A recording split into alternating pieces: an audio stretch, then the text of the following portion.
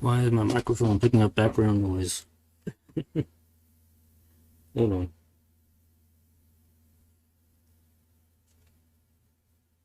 Oh, well, now it isn't. Okay, whatever. My mic is so weird sometimes. Anyway, hello. Welcome to the stream. Alright, so I hope everyone had a good Thanksgiving if you celebrate that sort of thing. I had a good time making and eating food. So I hope that was the same for y'all. Anyway, I'm doing a little bit of a special stream tonight.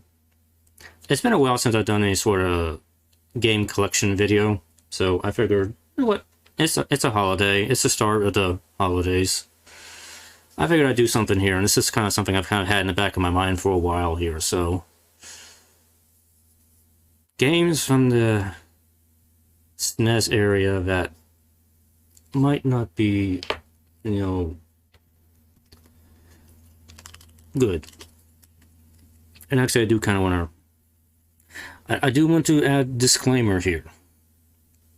These are games from my youth that I have had the unfortunate luck of experiencing when I was in my youth in the 90s with an SNES, and these are games I have personal experience with. They may not all be terrible in the eyes of some people, but to me they're kind of... I have a history with some of these games. That's why I kind of curated this small list of games I'm going to try out tonight. I'm not going to spend a huge amount of time on each of them. Just kind of give you the basics of each of them and show them off. I'll probably spend like maybe about 30 minutes or so on each of them. That should probably be enough time. But anyways, like, you know, when I was younger, like in my, I want to say my early teens, you know, I had a shopping center just kind of down the road, which had a video rental store. Myself and my parents were frequent regulars of this place to rent VHS cassettes. Remember those? I do. And they also had game cartridges for rent, and so I had an SNES fan, so naturally I took advantage and tried to try out as many different SNES games as I could. Some games were really good. Other times I just kind of grabbed a game that looked interesting, and then it turned out to not be that great. These are some of those games. And even worse is that I actually owned, I think, a couple of these. No, at least 3 of these I own. I'll point them out as I'm playing. I'll point them out. Anyway, I'm gonna go down the list here. This first one here is probably one some people may have heard of before, which is a game I did play. I rented out and actually remember playing this game a few times, and I could never really figure it out. But I'm gonna play a little bit of it tonight here. I'm just gonna kind of go down the list here. I'm saving my personal worst one for last here. So if you're interested in what my personally most hated SNES game is, it's gonna be at the end of the video. I mean, I guess you're watching on YouTube, you can just flash forward to the end and see what it is and spoil yourself. But I got some things to say about each of these here, and I figured it might be a fun time here. Or it might not be that fun of a time here, so let me start off here. Kenko! Let's see if we can figure out what this is here. Yes, there it is. Drakkhen! As it is pronounced Drakkhen. It is terrible. JPEG background for elements from the universe. Topos govern these elements. These 8 principles proceed from all. All is as a phoenix. Mithran Ultimate Magus. Flip the file. I guess we'll just go with new. Create. You know, like a lot of people who probably accidentally picked up this game, it's like, You pick this game up and you try and play it. Oh, cool, it's an RPG. It looks pretty cool. And you're thinking, oh, it might be like Final Fantasy or something like that. Nope. Nope. You could not be further from the truth. I would be surprised if any young kid actually was able to figure out how to actually play this game. Especially back in the day when you didn't have any guides. Man, yes, I'm a man. I'll be fighter. My name will be,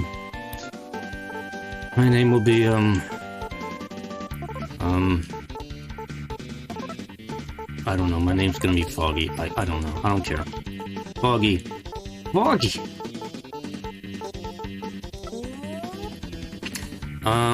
Now I have watched some other videos about this game since then, so I kind of have a better understanding of how it works now. And it's kind of a shame that it's only now that I kind of understand how this game's supposed to work. But back in the 90s, you didn't have online guides, you didn't have YouTube. When you picked this game up, okay, the instruction manual, it didn't really explain the game too well, and you just kind of jump into it, and it's like, you have no idea what you're doing. It's like, what? 8, 13, we're gonna be very agile. And knowledge 10, physique, okay. See, when you start the game off, you select the characters and you get this random dice roll of stats you can assign to the character. If they're good, then great. If they're not, then you're just shit out of luck in this game, because that's just the way it is. We're just gonna call you, W2, I don't care. W2? I'm not gonna think about the name. Power, we don't care about power on you. It's like, you need to have high stuff. Yeah, that's fine. Next dude will be, Scout. His name is gonna be,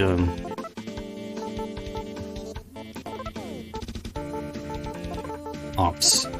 Let's call him Ops. Oh, we actually, okay, this dude got some decent stat potential.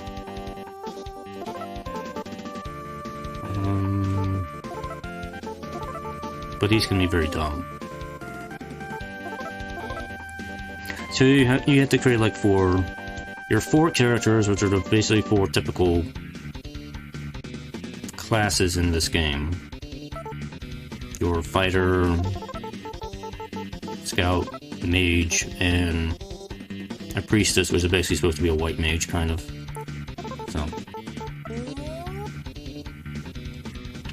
So you see the little numbers in the bottom screen?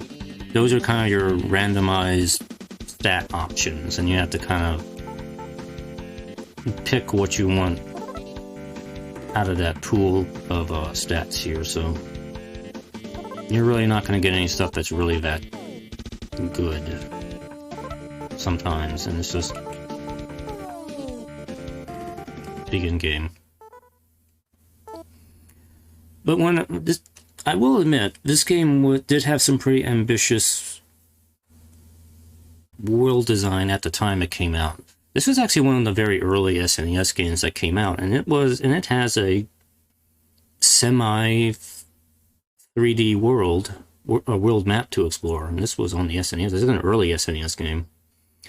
When the dragons were destroyed, a new world was born, but the humans were destroyed. Humans fell, and the gods advised wipe out dragons to world made up. One for a Drakkhen, half human, half dragon, and a new Drakkhen island is divided for parts. Earth, fire, air, and water. Each area is ruled by the 2 Drakkens, and the world's in danger of being destroyed by the Drakkhen. But the gods have granted the humans a final chance for survival. They will be spared if they can collect the 8 tiers on Drakkhen Island. So we have a collectathon quest, is what this game pretty much is. So our quest been acquiring Prince Morgan's castle. Kind of life before you go forward from the gun. A game explanation. Yeah. So there is kind of an in-game tutorial, which is fine. Usually didn't have in-game tutorials in SNES games at the time, so I guess this is kind of a nice thing to have. It'll generally kind of give you an idea of how to play the game, but as for what you're supposed to do in the game, good luck with that. I remember I've probably rented this game a few times, in some futile attempt that I would be able to maybe find some enjoyment out of it. But usually this resulted in me not getting very far in the game. But I mean, check this out. We got like a 3D world. You can rotate. You can loop. Or you can just go immediately to fight a pack of rats. Now this game kind of has an auto battle system. It's it doesn't really make a lot of sense. Ready, weapons. Actually, Foggy should probably be attacking.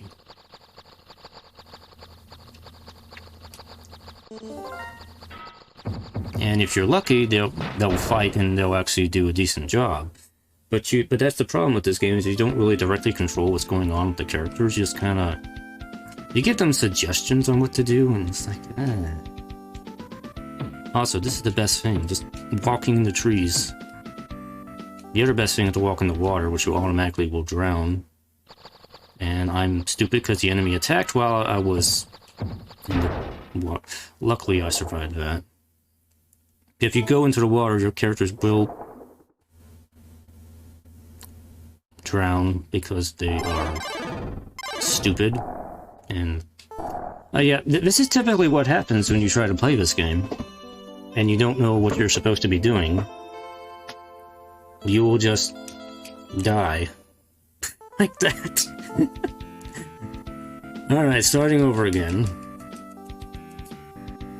No, I didn't want the tutorial again.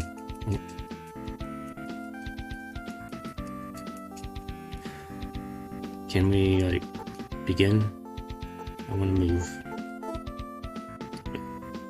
See if we can get to the castle this time without dying. Yes, this is a castle. It looks like a little tower, but I have to take my lead, dude. Don't walk into the water because he will drown, because these... Even though the characters kind of automatically fight, they are very stupid. They will die so easily. You have just stepped into the castle of your friend's Drakkhen. So, if I remember, I need to do things. Yeah, okay, there we go. I need to press that. There are some rooms to explore we can check out. And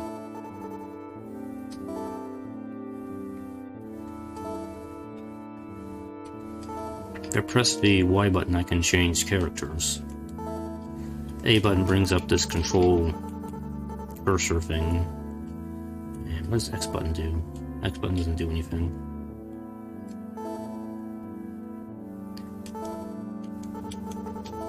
There's nothing you can take. Okay. Select breeze from the drapes. I imagine this game probably made more sense on a PC. Because I think this game originally... I want to say it originally was on PC. There's like different versions of this game. But I think this would be... This is meant to be played with a mouse and keyboard, not with a controller so much. Where... I don't know where my other companions are, or why they didn't show up.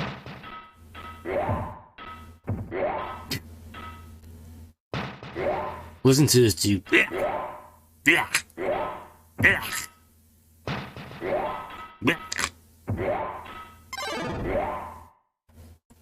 And my fighter's dead. Because everybody else is like not following for some reason. I don't know what's going on here.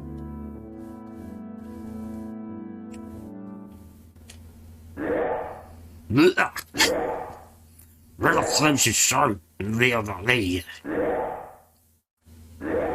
You know where other dude is? I picked up some swords.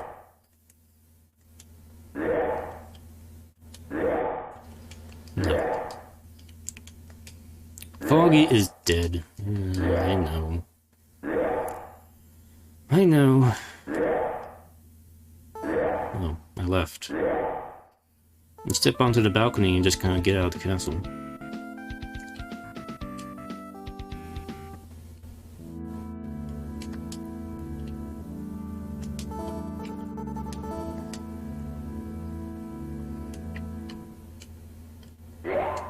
Yeah. These sound effects are just... I admit they are kind of hilarious sounding. It's like everybody sounds like they're yakking or barfing.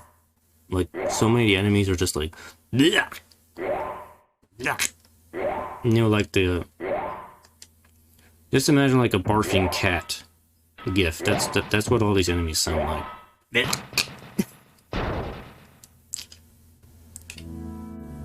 Or at least what most of the enemies sound like in this game.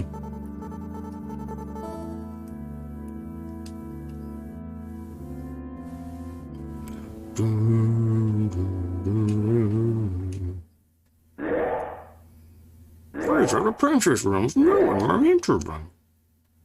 But we're gonna enter anyway. Okay, I'm just gonna run away.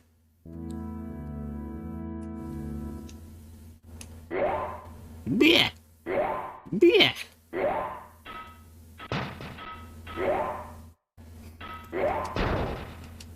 You got these lizard men. Anything there? Nothing I can take.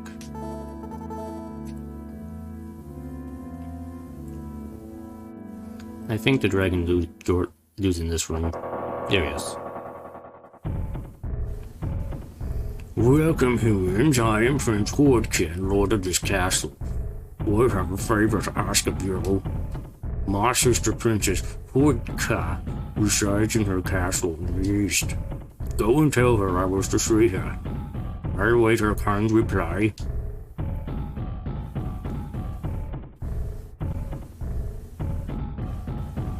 So you have these like Dragon Lord dudes who are kind of the rulers of this land, I guess I want to say.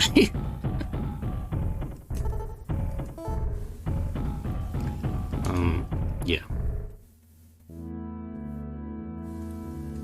I don't think there's any way to move faster. This is as fast as I can move.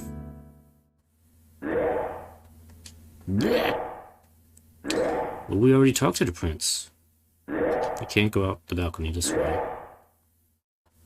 That dude just bucks himself out of here.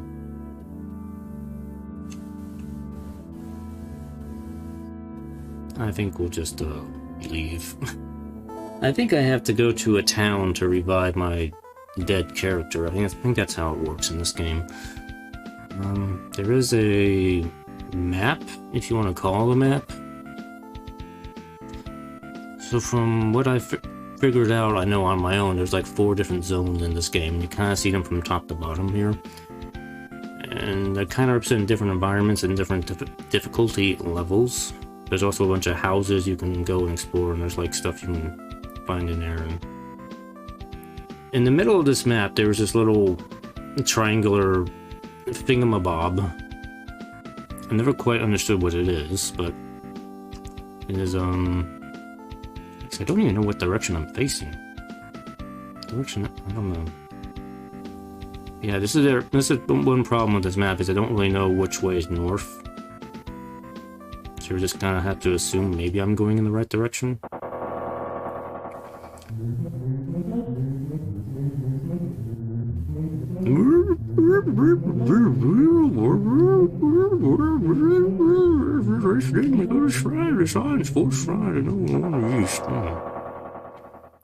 Alright, so he's giving me a clue that there is a shrine in the east. I went south. So east should be this way.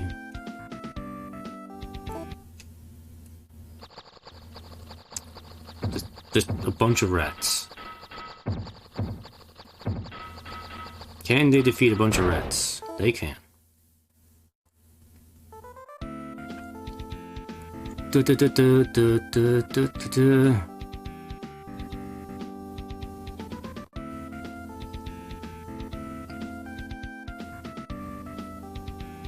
Also, there is like time change in this game too, so it will gradually go from day to night. Oh, this thing. This is a grave.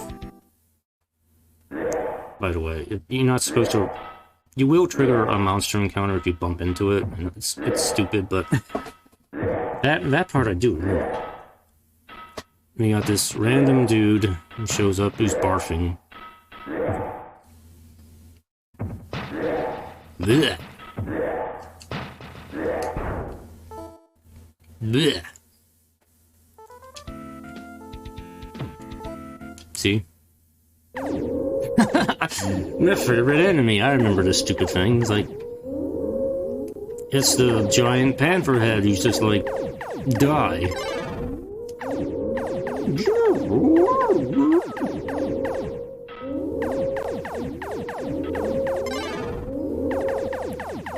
I don't... These things... I don't know if these things can actually be killed, but definitely they can't be killed at the start of the game. Maybe once you're like got super high equipment, you can, and high level, you can probably kill them, but definitely not at the start of the game. Dang it, I have to do the tutorial again.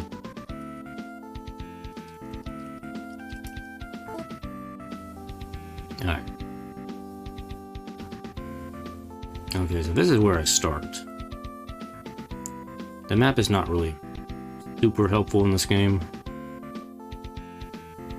But I guess I do kind of give this game a little bit of credit, since they do have this kind of a 3D world map to explore. This was kind of a neat thing to have at the time. You gotta imagine, I don't remember exactly when this game came out. It was early in the SNES life cycle, maybe around 93, 92. So there really weren't that many games that had this sort of thing going on in it. Are you guys gonna fight? But there are many reasons not to like this game. I know there's a few diehard people who do kind of like this game. I don't know why, but I think even on the SNES there were far better games than this. Especially, I just immediately went into another enemy encounter. I didn't even do anything. And everybody's dying because, you know, they're incompetent. You can't directly control what they're doing, so they just die. It's kind of hard to navigate because I don't know exactly where I'm going on the map. SNEC. SNEC. The SNEC sounds like it has, flatulence.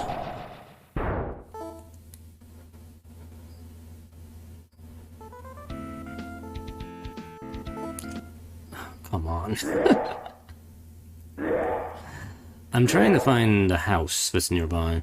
And it's like, nope. We're gonna keep running into random encounters.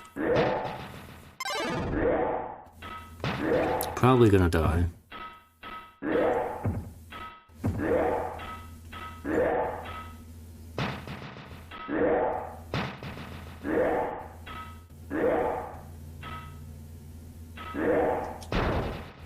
Amazing.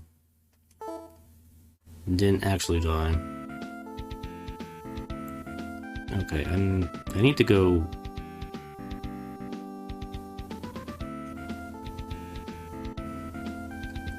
I was going this way, so I need to turn to the left. There's a house. Okay.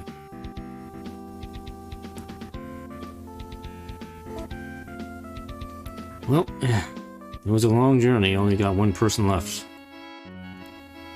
The people in the inn were speaking. The dragon princes each live in their own castle. Prince Drakkhen is a really terrible fellow. The dragon princes control the elements. Annex priests treat travelers' injuries. Princess Drakkhen is a very nice person. Princess Drakkhen is sheltering a human. The humans are hunted down and slain. Beware of the shark. If you are too slow, you'll be eaten. I heard the truth of the Prince Drakkhen have been seen about. The wandering merchant approached.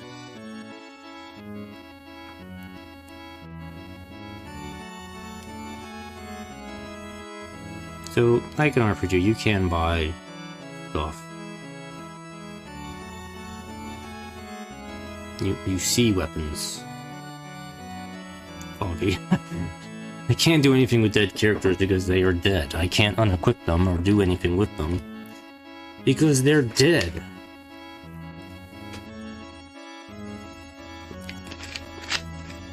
I'm just dragging their useless dead bodies around with me until I can find a priest shrine, which I have no idea where that is. They said it was to the east, so I'm assuming it's the building with the little hat on it to the east, which is behind that death border thing, which I was trying to get to before, but I'm probably too far away from it now for it to really matter. If I try to approach it, I'm probably just gonna die. Let me just die and start over again. Come on.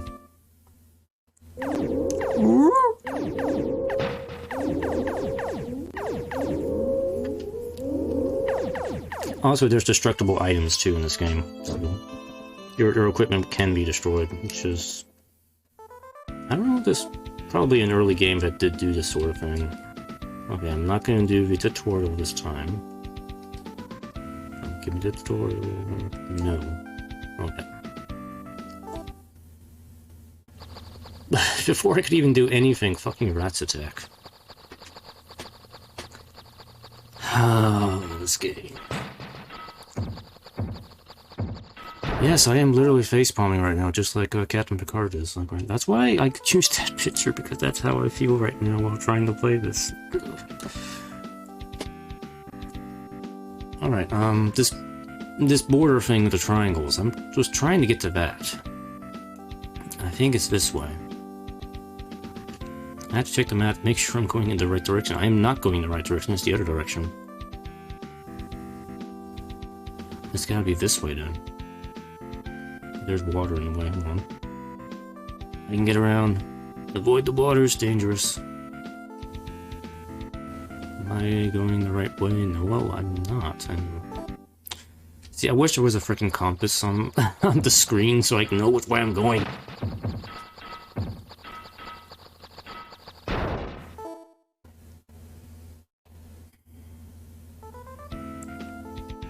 A few more minutes of this. A few more minutes of this, and then it's about as much as I can take. Anak. Oh, the Anak is the shrine. Okay, yes, so that is to the east. That's past the other thing. It's very hard for me to figure out what direction I'm supposed to be facing. Let's just go this way. Maybe that's towards that.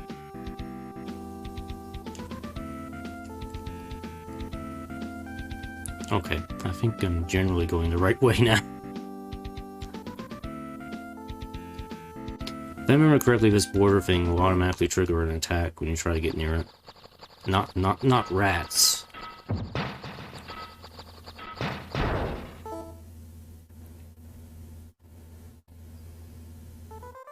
It's like you young whippersnapper gamers don't know how hard we had it in our youth. We had to play games like this. Here it is, the flashing triangle thing, barrier, whatever this is.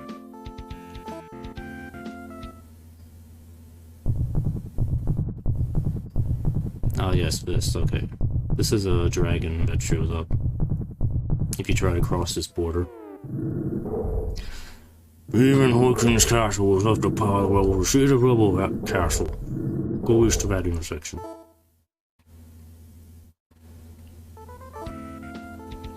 And it's like... it automatically tried to push me back, but then it's like it didn't push me back far enough, so it triggered the encounter again.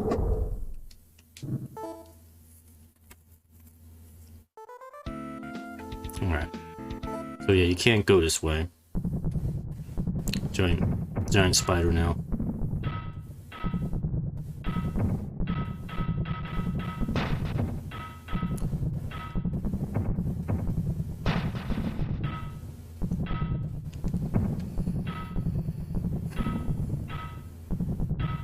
I never got very far in this game. For good reason. Very good reason.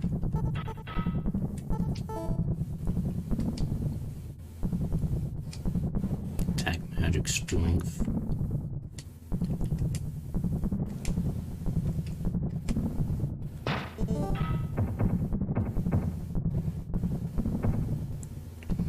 I mean, as I get it now, I kind of have a better understanding of how this game is supposed to work. But even still, it's like... It's just... I feel like I would have more fun having my teeth pulled and trying to really seriously play this game. Like... Yeah, I'd rather go to the dentist and, get a cavity dealt with. That would be more fun than this game.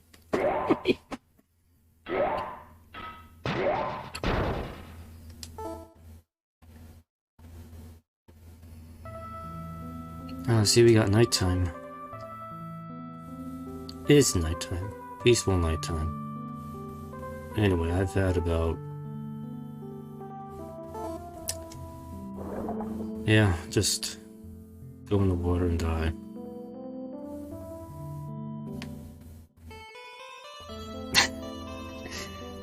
Alright, that was,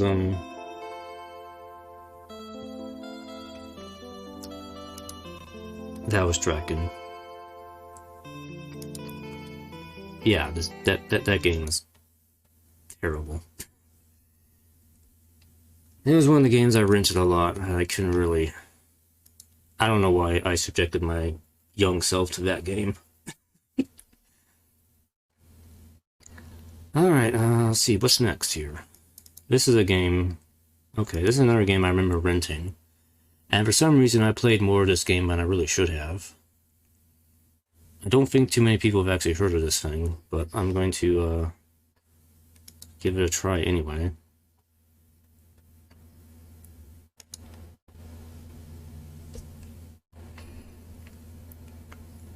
So this is another quasi 3D game on the SNES. Which seemed like such a cool concept at the time, like just like with Drakkhen's map. So this thing is called Faceball, not Fakeball or whatever. 2000. It's kind of like an FPS game. It's like the most basic of FPS games. Like, I'm trying to remember when the first, what was it, Doom? Yeah, I think Doom was one of the first proper FPS games. This is not like that. This is not like Doom. Doom is way more fun to play. This game is kind of just a highly repetitive slog to get through. Let's see, options. My face name is... You can choose your face, which is this round polygon, semi-polygon thing. This is the extent of polygons on the 16-bit SNES at the time, was stuff like this, and what you saw in Drakkhen. I mean, this was pretty interesting for the time, but it's like, not really... Oh, right, I'm supposed to make a name. My name is...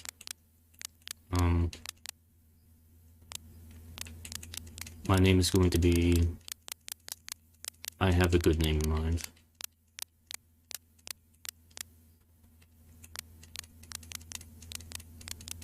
See if you can guess what my name is.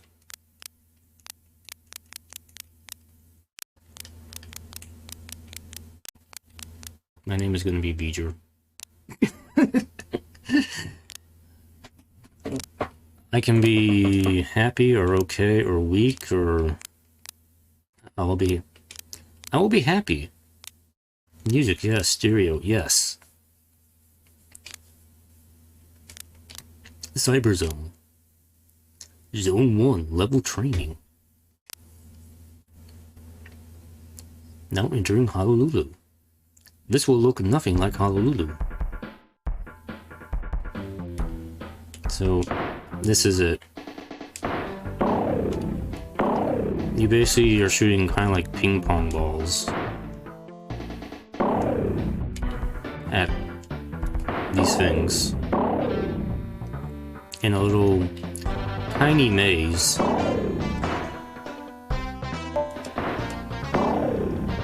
And my health meter is basically my happiness meter. Like, I'm not smiling anymore. Like, I'm kind of... And now I'm happy again. Shoot the eye shoot. Coin.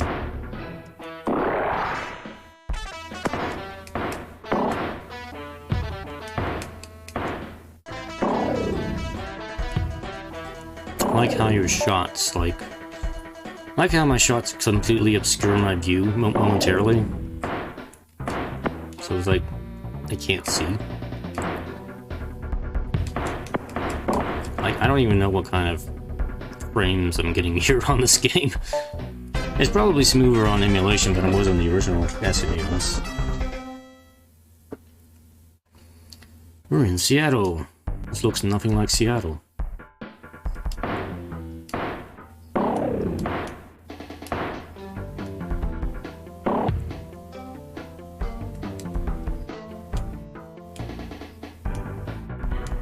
So you do kind of have a map. That's the extent of the map.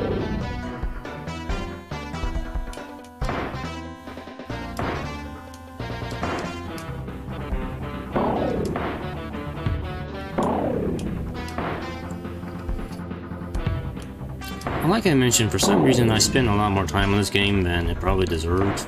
I remember I got decently far in this game when I rented it out a couple times, but trying it out again now, I'm like, why did I play this game so much?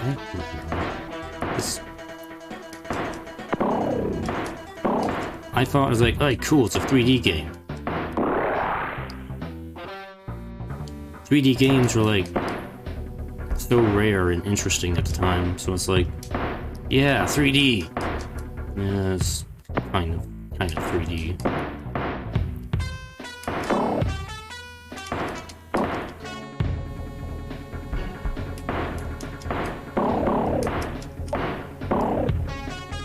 Die, shoot me. I shoot. Oh, never mind. I exited. I didn't mean to exit, but I just exited anyway.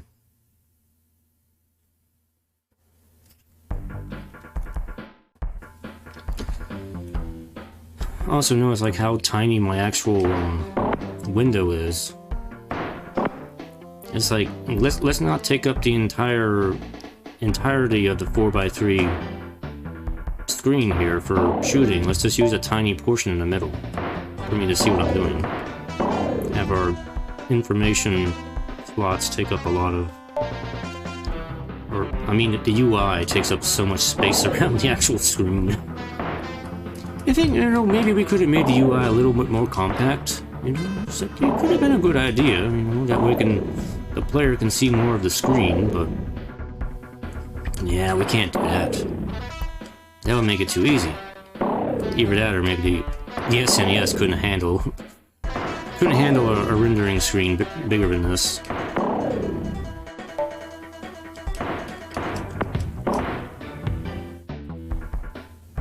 I'm done. Yeah, I'm done.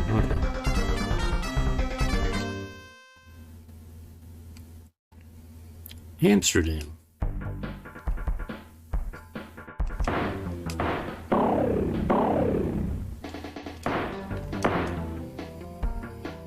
Also, we have like the same music in every stage so far. I don't remember if it changes or not.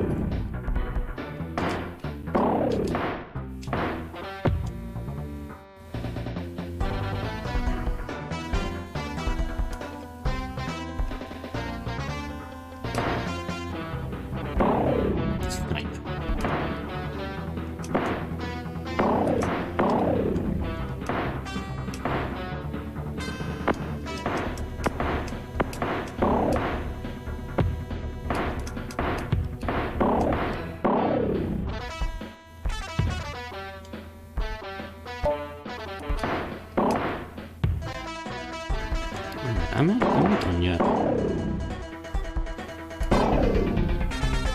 Yes, I'm done. Yokohama. I don't know how long the training will last in this game. Oh no, I have sad face. Have a nice day. That's what happens when you die. Have a nice day.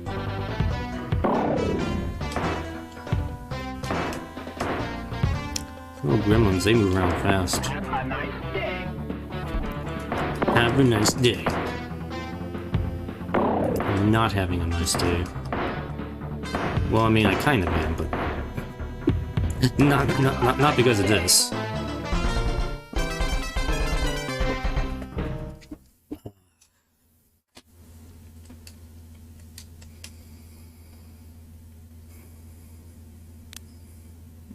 I don't really want to play again. I don't really want to play again.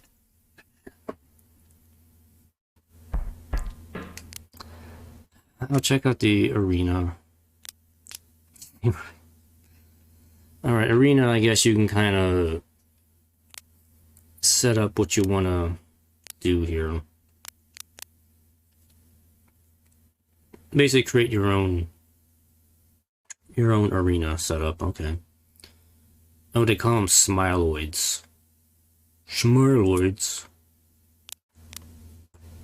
The gremlin, a turkey, a rover, and a bouncer.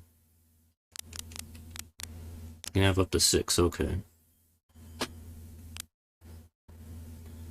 So you can choose type of arena.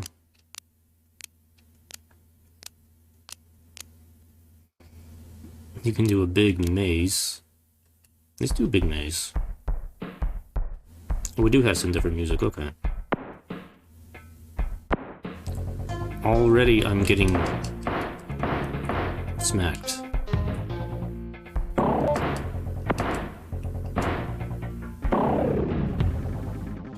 2 down. No.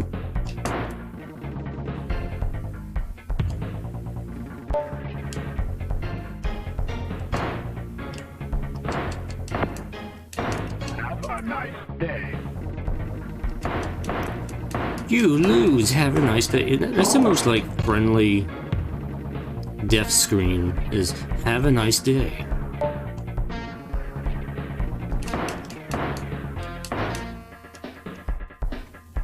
I think they had this game on Game Boy also. Have a nice day. Not that it was any better there. Day. Yeah, just like.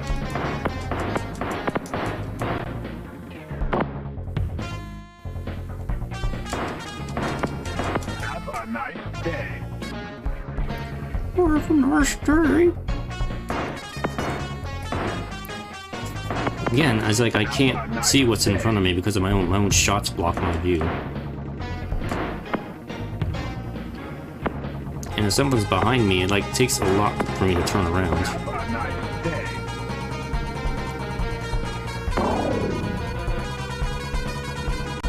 I don't even know what shot me there.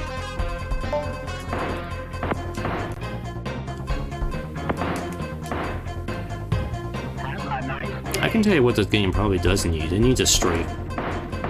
There is no. There is no strafe in this game. You know, if I could strafe, I could probably avoid more of the shots. But Have a nice day. I can't see my own balls or blocking my view. Have a nice day. I don't want to have a nice day. Have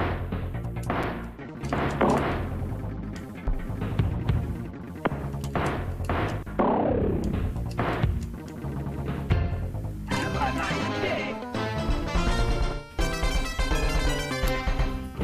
Well, there you have it. Smiloids win.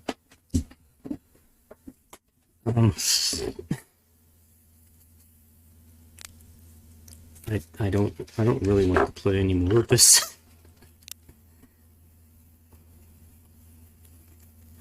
You know, at least Drakkhen's kind of interesting. This game just isn't.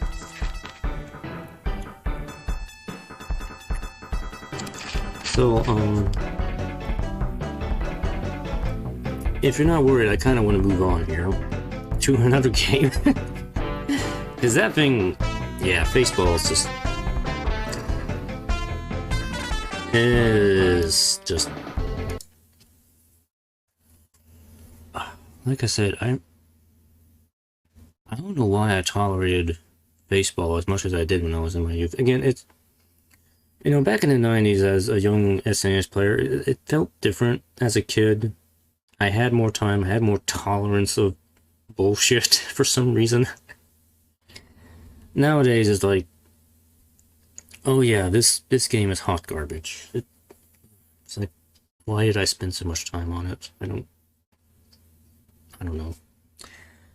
Anyway, let's see, next on the list here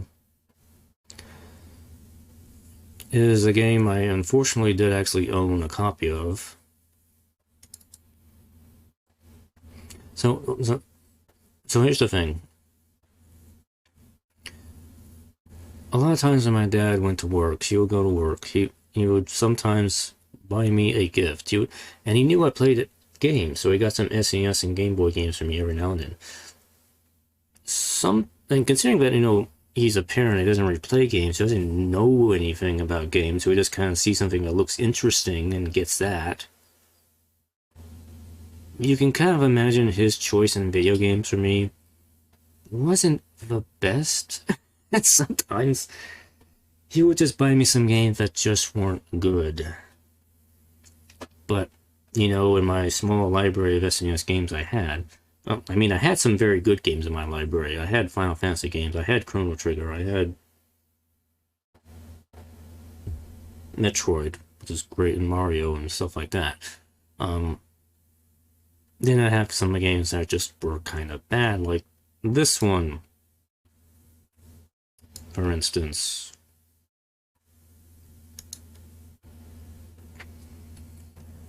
Home Alone 2, Lost in New York.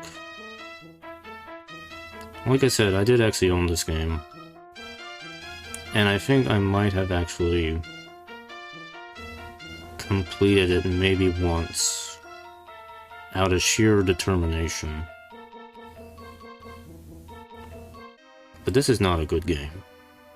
I'm pretty sure the Angry Video Game Nerd already covered this game. And, yeah, like a lot of movie games, it's just not really that good. This is the, actually, it's been a long time since I've seen the Home Alone 2 movie. I've seen the first movie a few times in the past. The second one, I don't remember a whole lot about. It's like, oh, it's in New York, and Kevin's at the hotel, which I don't remember the name of. And, for some reason, the Wet Bandits are in New York City, too. It's like, okay. And the Pigeon Lady. Is the Pigeon Lady. Yeah, the simp... Did he just call Marv a simp? What is Marv simping for?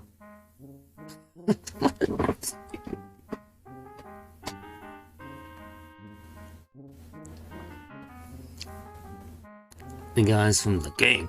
Me and Marv need some help to bag a wise out like punk.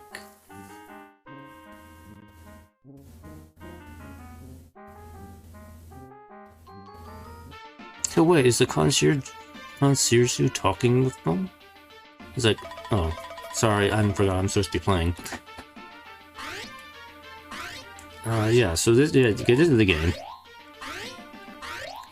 You play Kevin, he's just kind of wandering around, and it's like, okay, concierge dude just kind of stands there, he doesn't... So, believe it or not, everything in this hotel was trying to kill this kid. We have, luggage is trying to kill him. Vacuum cleaners are trying to kill him. Yeah, he collects some like pizza and whatever that is. Beads?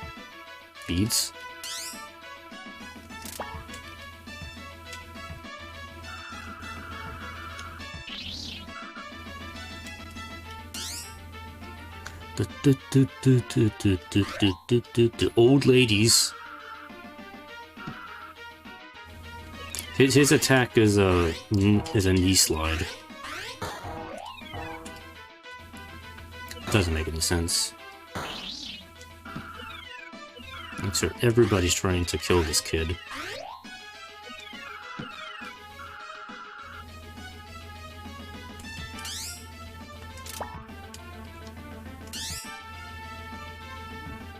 Like, I don't even know there's really any point to going... Buckets and Mops are trying to kill him, too. These are supposed to be... cookies, if I recall? Oh yeah, the elevator scene. You have to wait for the freaking elevator, and all this luggage keeps coming out of the elevator or room to attack this kid. And kill him.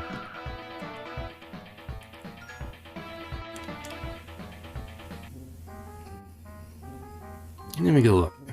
The elevator. Is it the Palace Hotel? No, that's not the name of it. It is an actual hotel in New York, I just can't remember the name of it.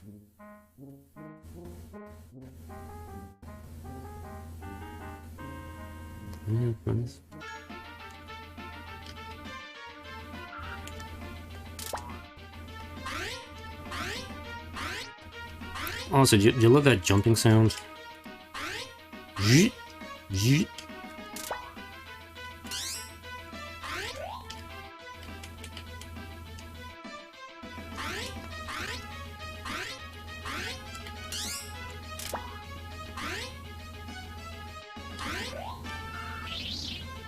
Old lady! No.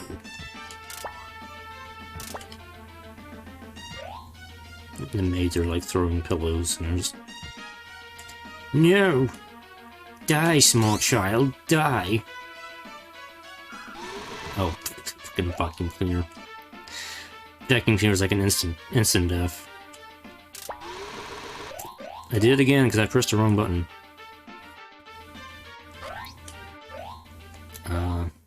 Okay, game over.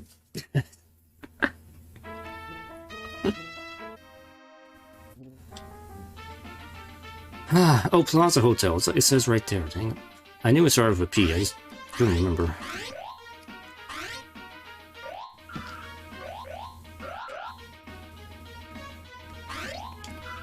Alright.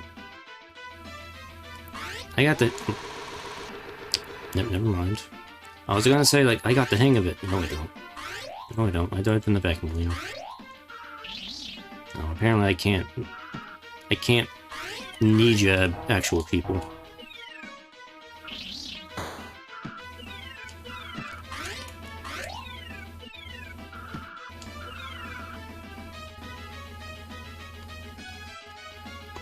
You know what I want to see? I want to see somebody speedrun this game.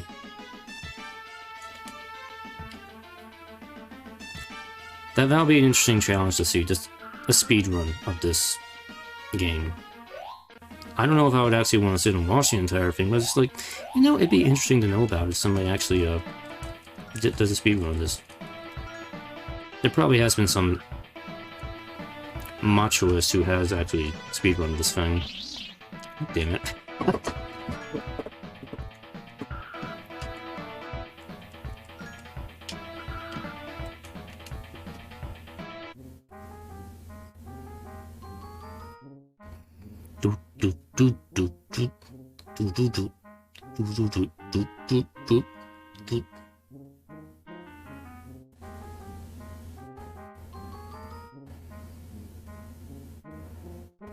I don't quite remember what I'm supposed to do with the elevator scenes. I think I need to go to the end of the hall, then come back, then go back to the elevator again.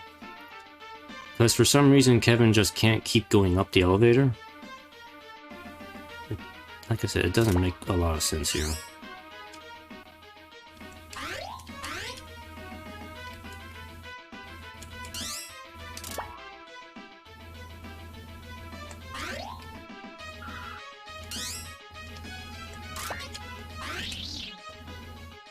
Pigeon.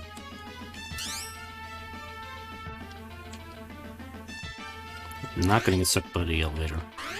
Oh, I got spin power. Spin! Spin! Oh, spin jump kills people.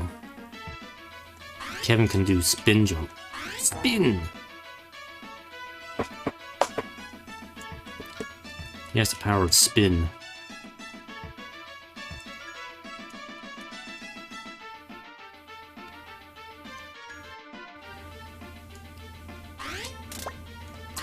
I have the fist bazooka.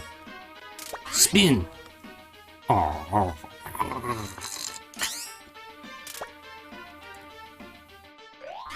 I have no more spin.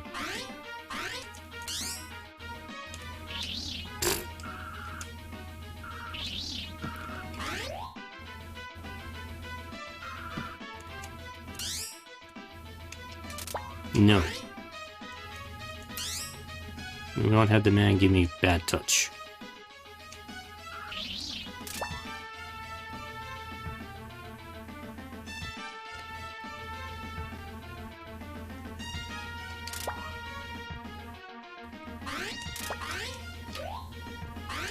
Oh yeah, there's like hidden items in the walls, so I gotta keep jumping.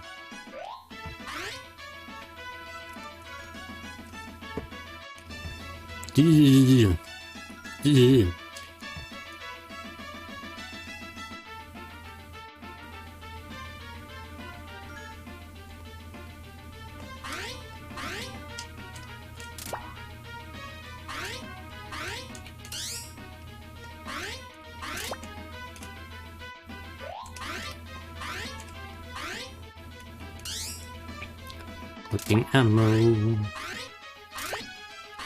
Collecting pizza.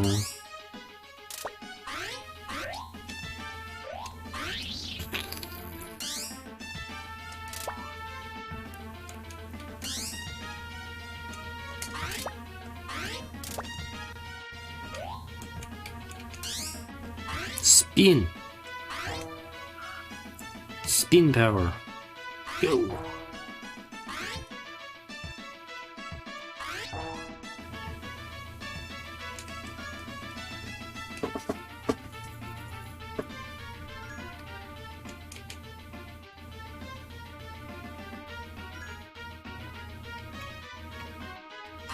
Oh! You bastard.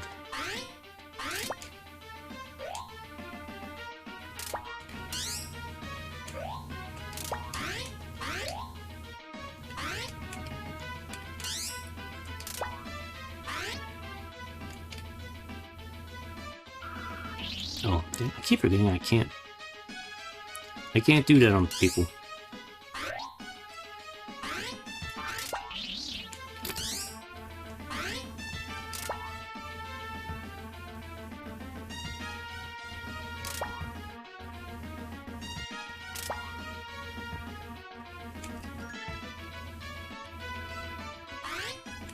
No, no, get in the elevator.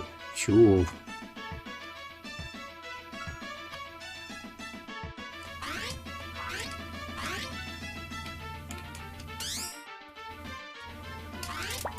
What is that?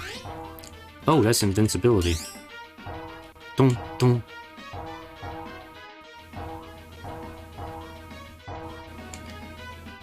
Okay, service elevator. Oh, there's a small bazooka, big fist bazooka.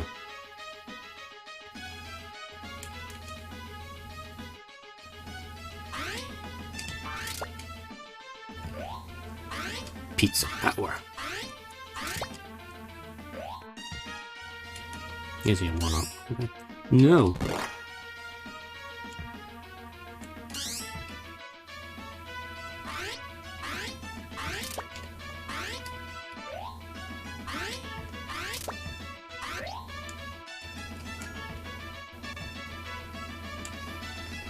I think what comes next is I go in the basement and I have to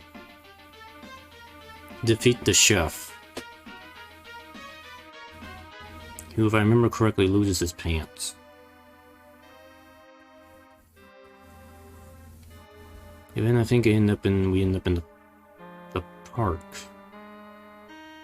which I seem to remember is a part of the game which I think I, most of the time, did not get past. Because the area really sucks. But we'll see.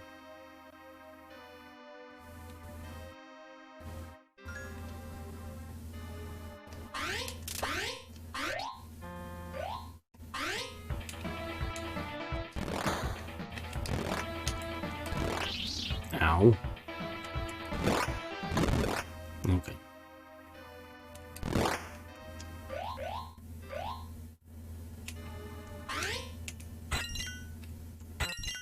What's going on?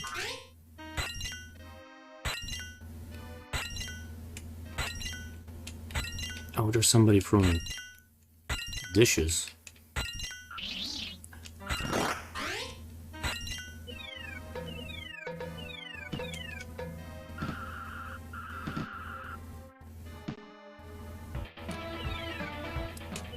Oh, here's this chip dude.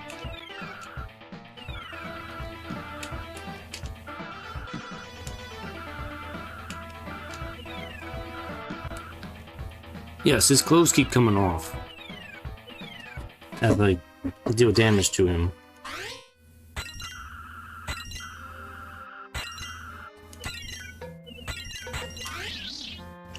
Good. Take damage. Take damage!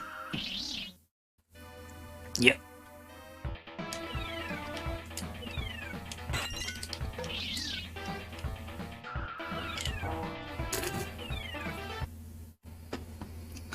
Game over.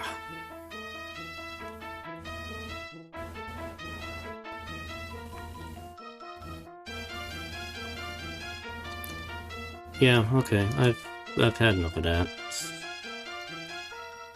Like I said, I actually own that game. I don't know what happened to the cartridge. It's probably gone. Oh, I mean, oh, yeah, it's not probably gone. It is gone. I don't know where it is. It's just... It is no more. Alright, what's next?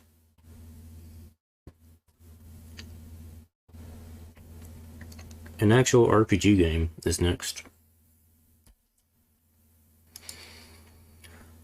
Oh, okay. So this game... Hold on. Hold on. Here's not where it's supposed to be.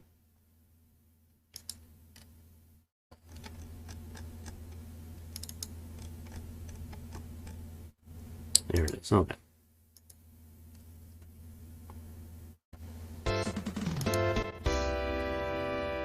Another Kimco game.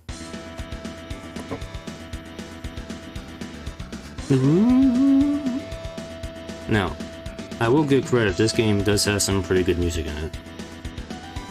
So we have dude who just stares, girl who just stares. So you can figure out what's going on. Old man.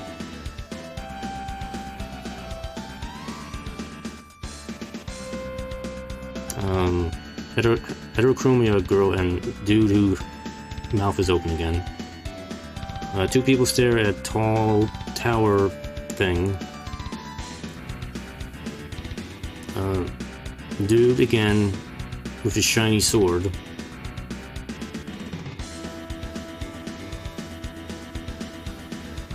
And you have a scene. This is actually supposed to be a title screen. Okay,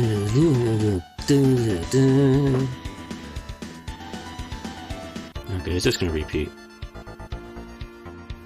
So this is Lagoon.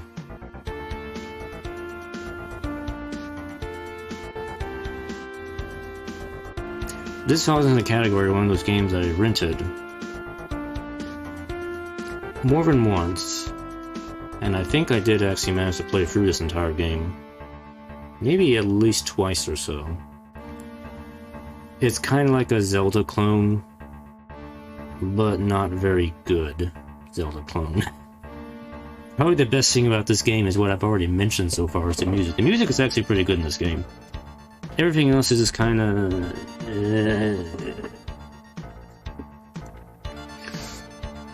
But, you know, We'll give it half an hour here. Maybe a little bit more depending on how I feel, because it is an RPG, so it does take a little longer to get through. Or to introduce yourself to. Nasir, I have raised you to be the champion of the light. Now it is time for you to fulfill your destiny. Listen carefully. The water around Lakeland has recently become muddy. It must be a sign of something evil. Or somebody's polluting the water. We need Captain Planet, not Nasir. The muddy water must have something to do with the demons that are appearing everywhere. I want you to find out the cause and bring pure water back to this land. First, you should go to Atland, which you know well. Atland. Okay, so Lagoon. What do I want to say about this thing? It's a top-down adventure RPG game. Like I said, it's kind of like a Zelda clone. That's probably the best way to describe this thing. I forget what button I used to talk. Okay, there we go. Yeah, we need to go talk to the mayor. I will say for some reason the control feels kind of wonky in this game. I don't know why. Like, just using my D-pad, it feels strange. It's kind of hard to describe without, you know, actually trying to do stuff, actually play it, but... The water from Lagoon Castle makes it fruitful. Okay. You know, I'll try to summarize what I can remember of the story. So, the main character, Nasir, he basically goes on this quest, which pretty much involves him going northward up the map, continuously in general. Fighting monsters, exploring areas, leveling up, getting better equipment, blah blah blah, kind of like what you see normally in an action RPG. And then you get to Lagoon Castle. And I think after that you end up fighting the final boss or something like that and restoring and fighting the princess. You get like the... I think it's like the Moonblade or something is like the ultimate sword in the game. Something like that. Yeah.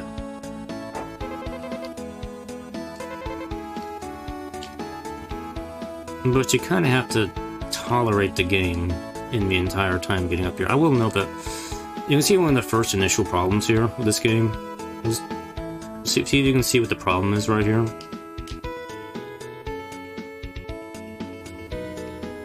Do you see this? What's going on here? Because of the way the camera is not quite centered on the main character, means when I'm moving around, I can only see like about 5 feet in front of me. And you can imagine what a problem this becomes when I'm actually in the dungeons trying to fight monsters, because I can't see them coming. I will end up walking into them. And that's pretty much what happens in this game. You just kind of have to deal with it. Oh, but the best part is when he gets his sword, which I'm definitely going to get to the point of... We're definitely at least going to get to that point.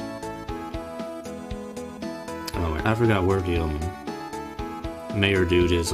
He's at the church, that's right.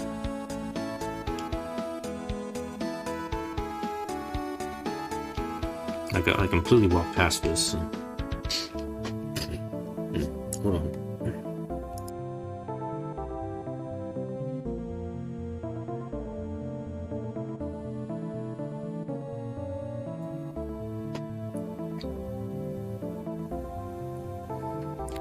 Mr. Mayor, your hero is here. Hey, Nasir. Why is the water all muddy?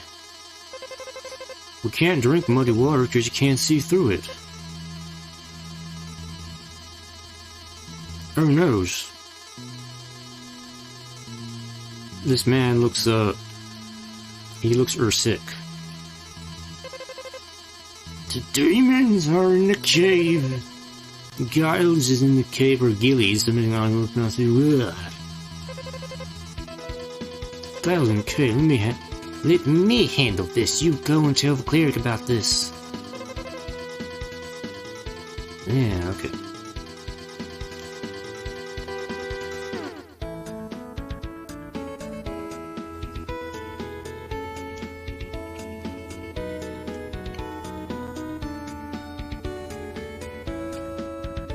Alright, so we go back and talk to the cleric.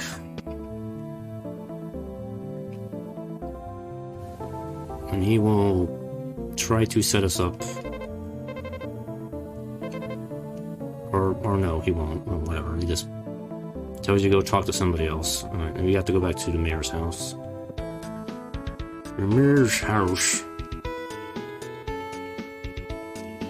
Which is in this general direction, somewhere.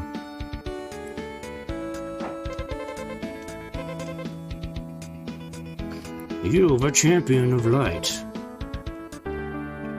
He also says, please go put these on and get... He gave me gold and money and told me to put the gold on.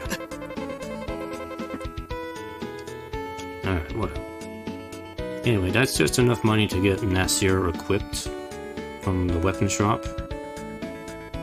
Head back up here. It's this way. Here it is.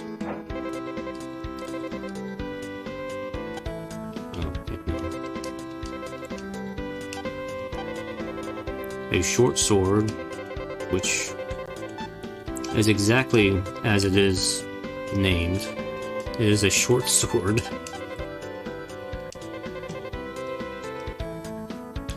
And okay, let's equip.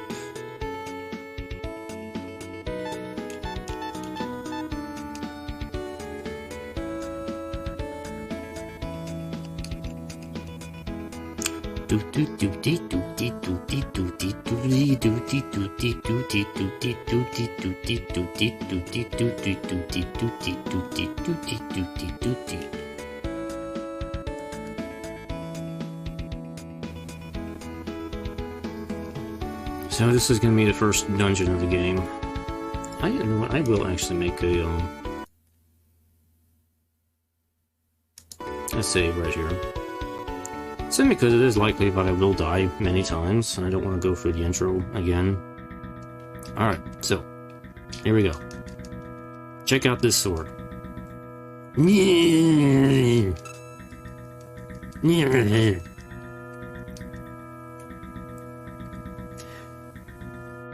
I think this game was like probably one of the first action RPG games that were on that was on the SNES when it first came out.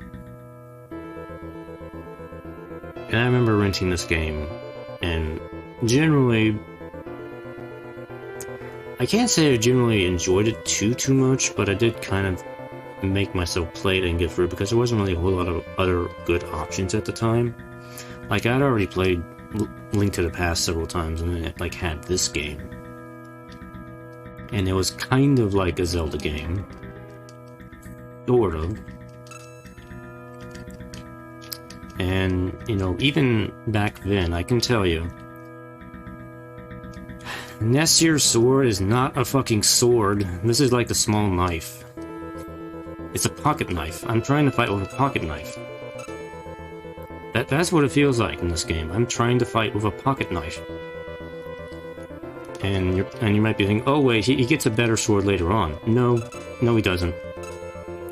He gets weapons that have stronger attack power, but in terms of actual, you know, range, this is it. This is all you get in the game.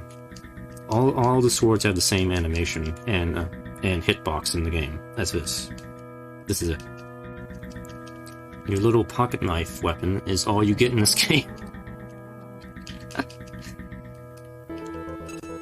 And because the range of this thing is so short, it makes it really hard not to get hit, because you gotta get like really close to the enemy to do any damage. See, I'm just taking damage. You would think like, oh, my sword should hit him. Nope, it doesn't. You have to be like right on top of the enemy to hit them. So you gotta get so close with this stupidly short weapon. I will not call this thing a sword. It does not deserve to be called a sword. This is a knife. Here goes Nasir off to fight demons with his pocket knife. Also, because he can only see 5 feet in front of him, he ends up walking into stuff all the time.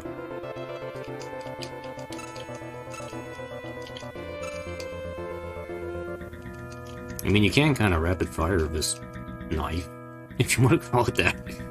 He's like, yeah, die.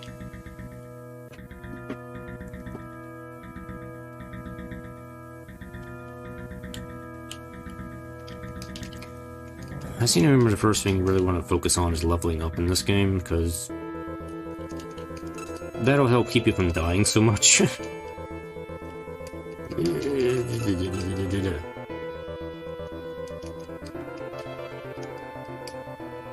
Oh, you can jump too, by the way. It's a very floaty jump.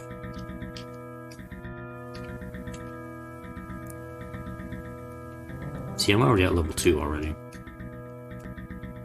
You don't get any type of, like, notification that you've leveled up. It just it just happens.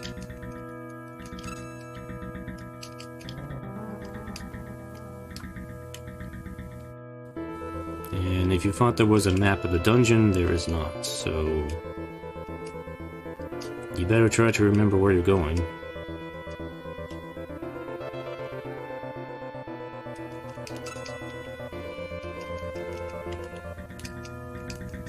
And because of that, I remember it is easy to get lost in here.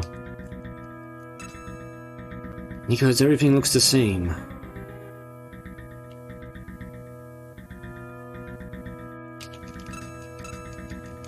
And whatever these things are, I don't know what those are. Yep, I'm so nearsighted here. Can't see in front of me.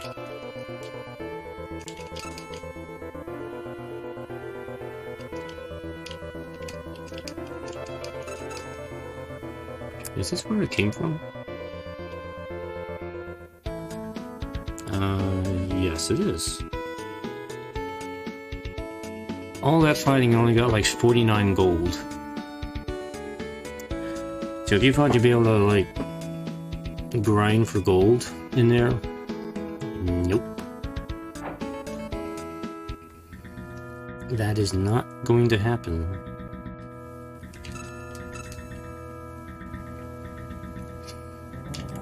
Now, to be fair, I will give some credit. There are some pretty cool parts of this game later on, from what I remember. Like, there are some villain characters you will encounter in this game, from what I recall, and I'm trying to remember, there's a part where you have to, like, there's a hill area where you fight a duel with somebody. That was probably one of the better battles in the game, from what I remember. It's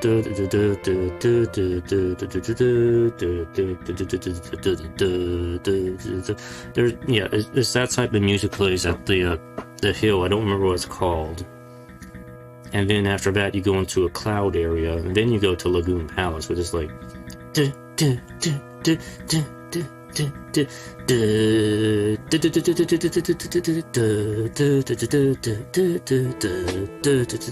it has music like that, which is actually pretty cool. Like I said, that probably is the only real strength of this game, is the music is actually kind of decent. It actually has some catchy tunes to it. Provided you actually can play the game long enough to get to those parts, because that's kind of towards the end of the game. Ugh. See, it's like right now I don't know what I'm supposed to be doing. It's like, okay, I'm supposed to find Giles. There's a door I don't know how to open. And all I'm doing is fighting these random enemies with my pocket knife.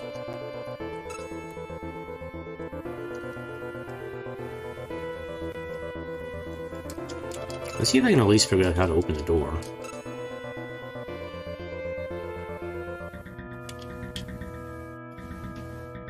I think,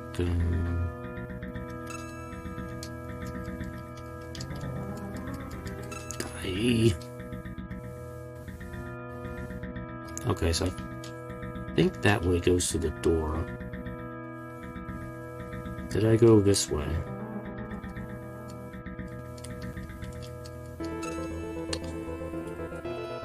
Ugh.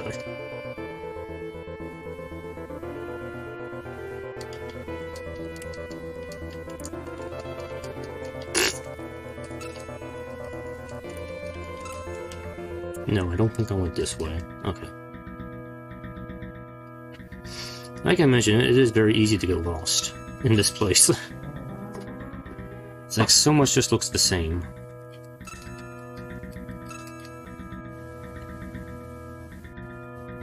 Maybe we have to find Giles first and then get the key to open the door. It's probably something like that.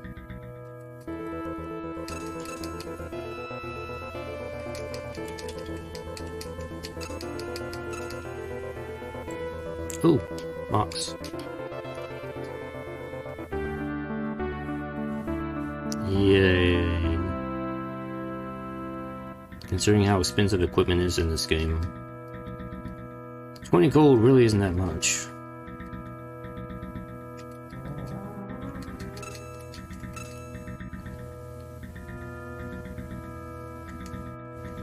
And there's nothing here.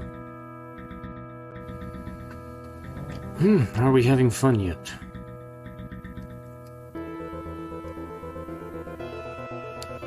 Ugh.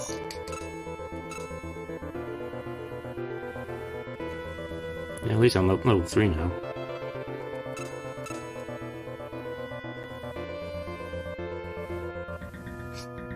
But yeah, this is a game that I probably would not really go out of my way to do too much with or play for too long. It's not because it is just kind of a slog to get through this game. Because like I mentioned, a lot of the really good parts don't really come until towards the end of the game.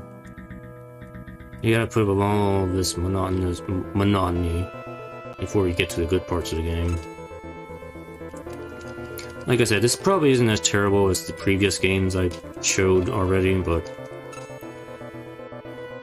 you know, in terms of type action RPG games, this is definitely a low tier action RPG game.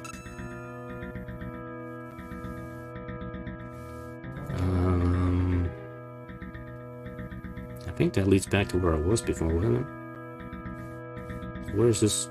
Where's up go?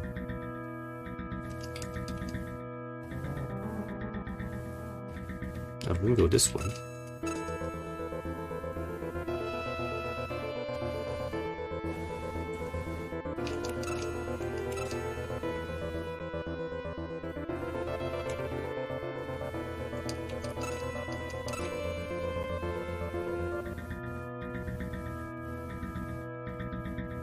Another treasure. Healing pot. It's not a potion, it's a pot.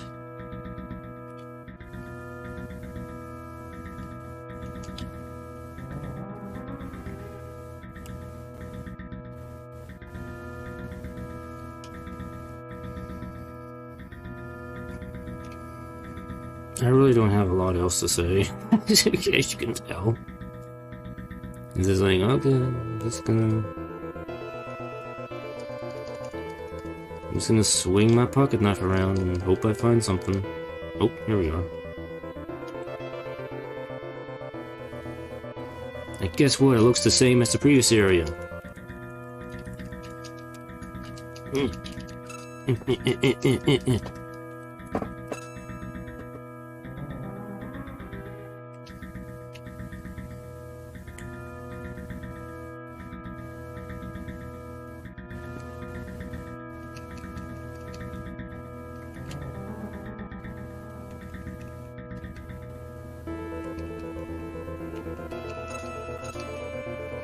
I don't even know if I really want to fight the enemies anymore. I'm just gonna... If they're in my way, I'll kill them, but otherwise I think I'm just gonna go around them now. Oh, oops, Skelly. There's a Skelly in here. So we're at the point of having Skellies now.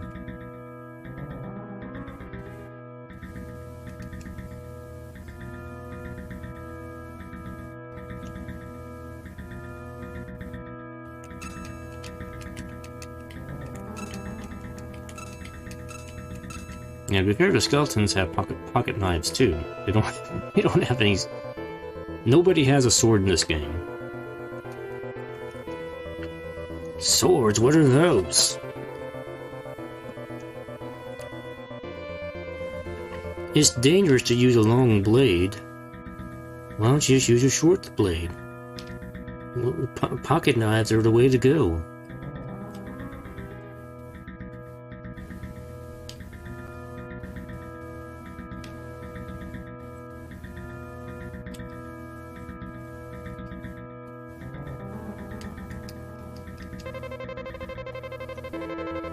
Master, is that you?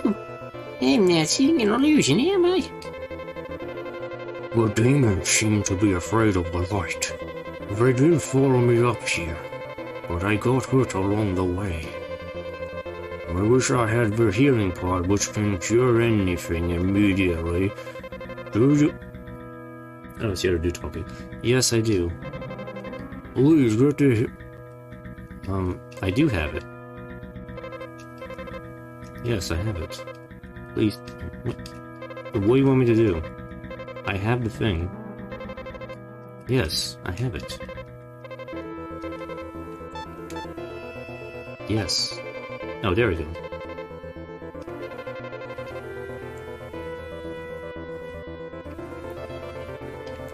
Take me home on an escort quest.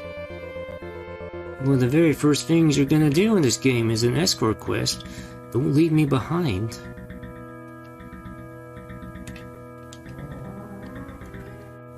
Is he still following?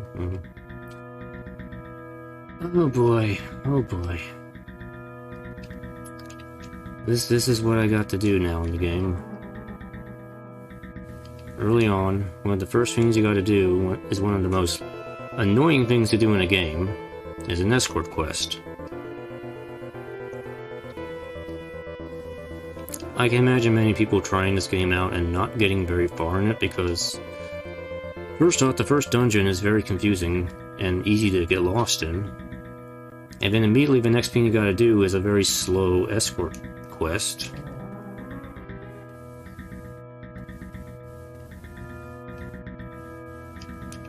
Let's see, will the skeletons attack him?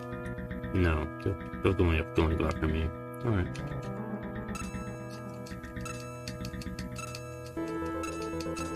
I guess the skeletons are kind of easy to deal with. Come on.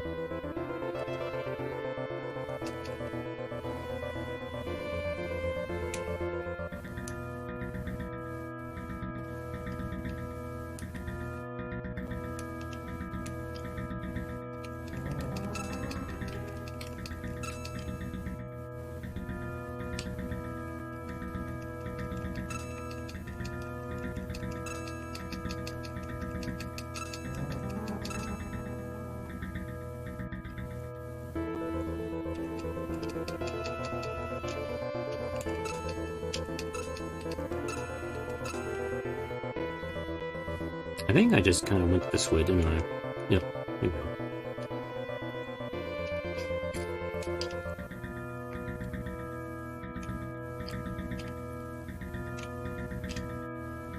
Come on, get over here.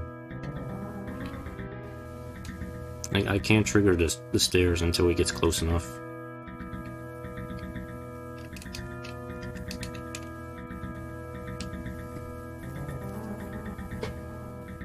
Come on, there he. If you want to live, you'll run.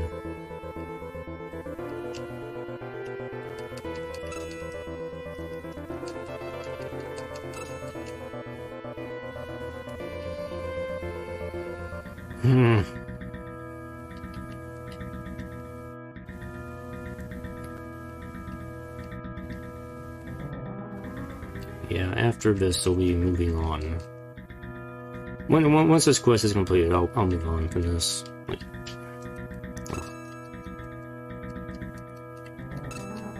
Duh, demon.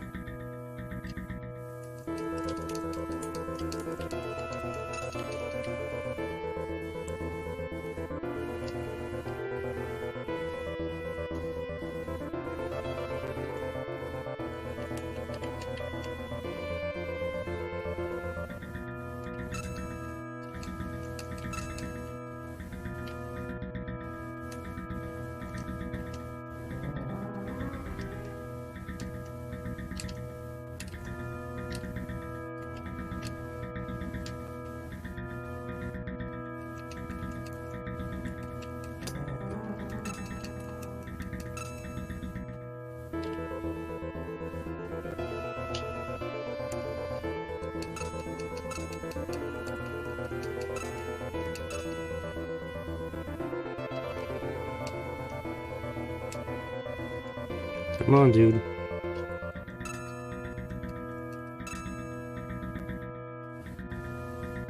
Almost there. Come on.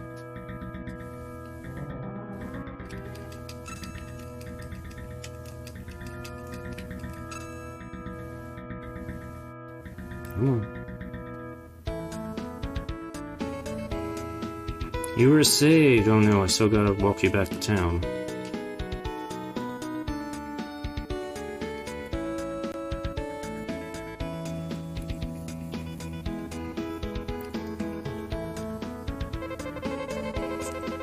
Thank you, I made it home safely thanks to you. By the way, about the locked door in the cave, I heard the old woman, Faith Healer, talk about it. Talk to her if you are interested in it. So long. Have fun.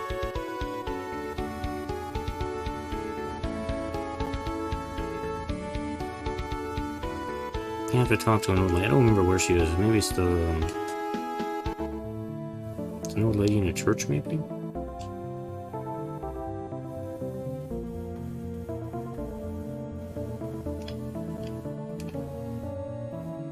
No? You mustn't lose faith.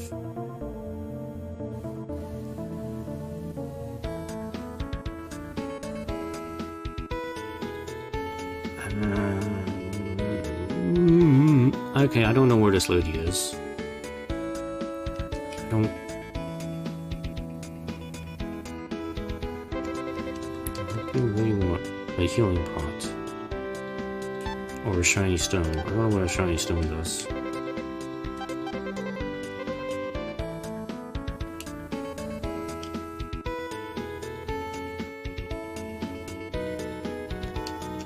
Chicken. Quack.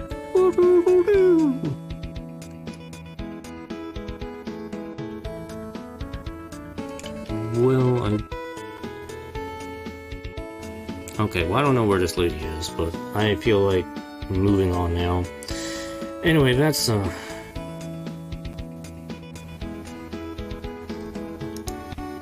Lagoon. Like I said, it's a Zelda clone, but it's not a very good one. The graphics are just kind of so-so. It plays very clunky. The attack range is kind of stupid short in the game. It's one of the things that this game is made fun of for quite a lot from what I know of. It's just Nasir's pocket knife weapon. It's silly. But the only really good thing about the game is the music. So if you ever have a chance to look up the music on the game, take a look at it. You might like some of the pieces in it. Like I said, several of the tunes I can still remember in my head, even though I haven't played this game in a very, very long time. But that's the only good thing about it. Anyway, moving on here. Speaking of my... excuse me. Speaking of Captain Picard, there was a couple of Star Trek games on the SNES, which I did happen to play. These are rentals, not games I actually owned. Thank God I didn't own these games. But, yeah. They're not very good. Oops.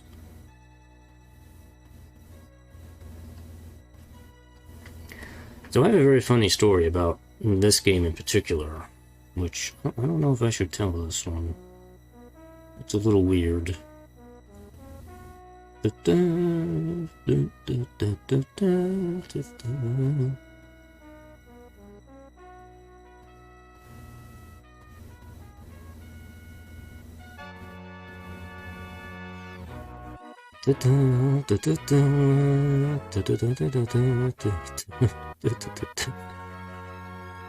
Alright, here we go. Captain's log. The Enterprise is currently patrolling a region near the Romulan neutral zone. Romulan High Command claims a team of their researchers vanished into the neutral zone over a month ago. Starfleet offered to assist as a sign of goodwill, but the Romulans declined, citing security reasons. 3 days ago, they asked for permission to enter the neutral zone and conduct something.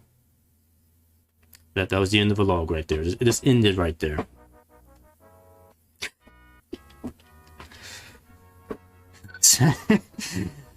This game was something.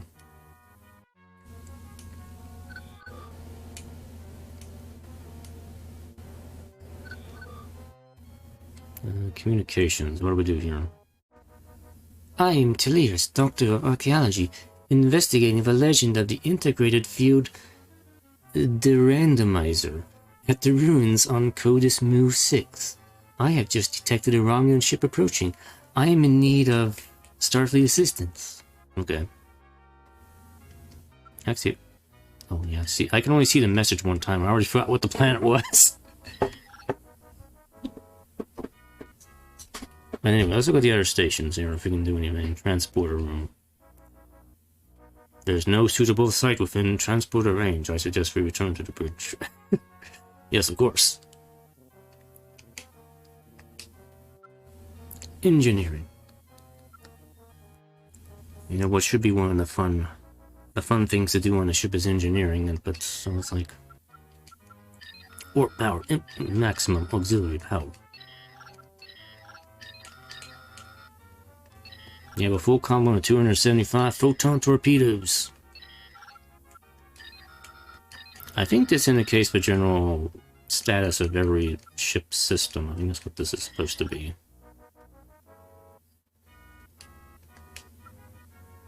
They have the library computer. Password system. Oh, I think this is how you save your game.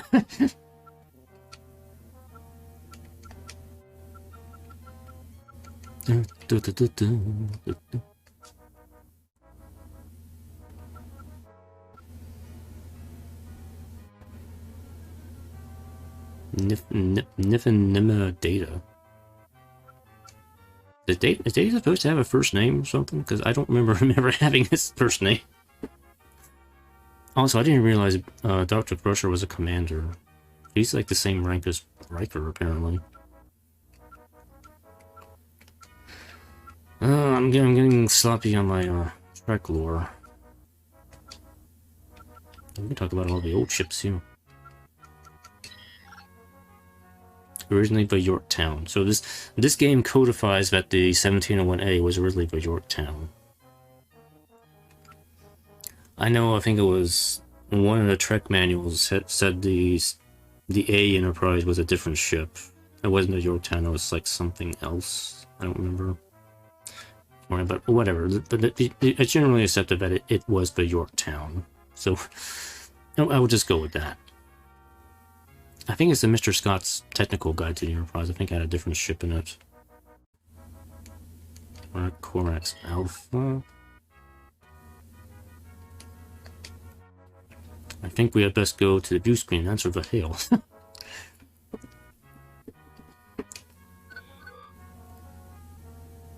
Answer the hail. Okay, here we go. We can see it again. Codis Mu 6. Okay. We need to go to Codis Mu 6.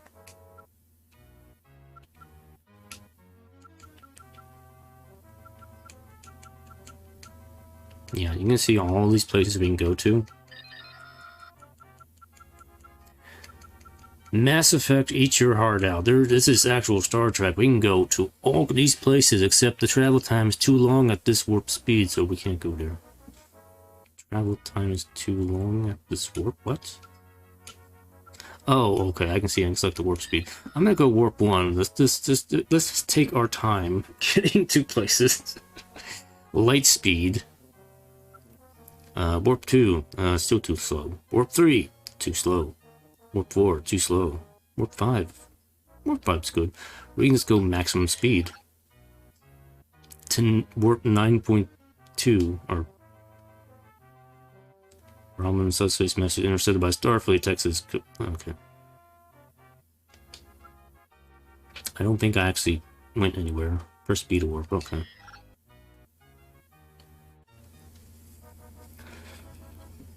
I think if you try to go like any place else except where you're supposed to be going, you will just end up in a random fight with Romulans or Klingons, and it's just... The starship fighting segments in this game are just downright terrible and almost nearly unplayable, in my opinion. I might show off some of that bit when we get to one of those points in the game, which I guess they gotta wait for us to travel. Nope, how long is it supposed to take here?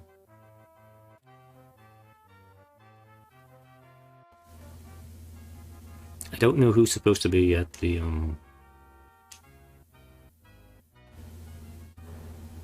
So wait a minute, data controls ops, right? Ops, okay. So the other one is the con. Who's at the con?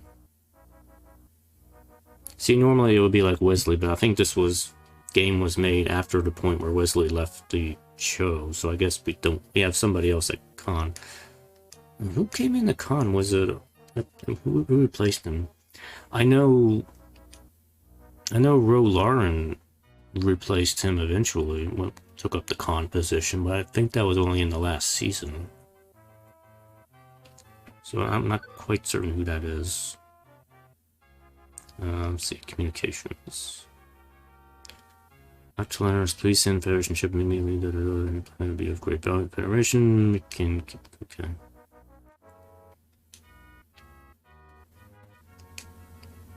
There's no suitable site.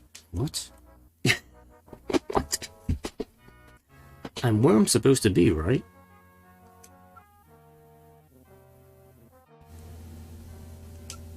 Oh, I need to go to 6, that's right. Impulse, yes, good. Okay. Now we can use the transporter. The Enterprise has responded to a distress beacon from the Vulcan archaeologist, Dr. Teleras. She claims to have been harassed by Romulans at her dig. There's no sign of a Romulan ship in orbit, but that doesn't rule out their presence on the surface. We haven't heard from anything from Dr. Teleras since we got here. She may have taken cover somewhere. Remember, this is a Federation world. The Romulans should not be here. Be careful. Then we can select our away team. Look at all these crusty portraits here. Also, there's a bunch of like random people, random officers in here too. Ensigns. You want to play like a random ensign.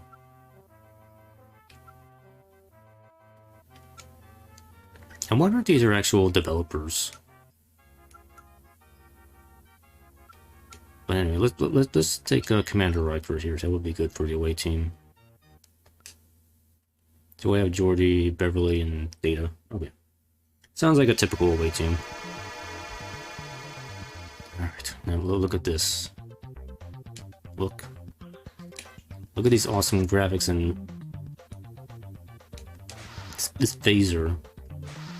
This phaser is just a laser.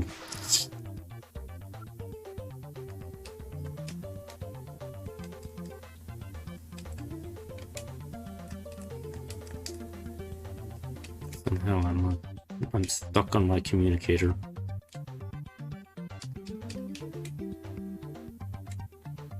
I can't. Okay, there we go. Okay, I see. All right. And is there anything else I can do? No.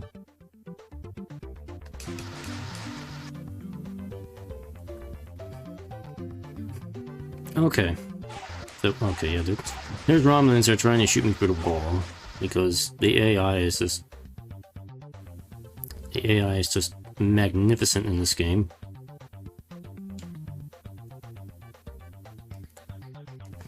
Alright, so... Okay, so weird story time. This is probably a good time to talk about it. So the weird story here is that I actually kind of dreamed about this game before I played it. Which I know sounds kind of strange, but... You know, sometimes, you know, I'm just a gamer, but I dream about sometimes playing video games. And, you know, in my youth, sometimes that would happen. I remember playing a game where the characters in it kind of walked kind of funny. And That was the thing that really kind of stood out to me in the dream. And then I rented this game and played it. And I realized that the officers in this game do the funny walk that I remember from my dream. And I realized, oh, this is that game. That's kind of the weird story. There isn't really a whole much else to it. It's just kind of like,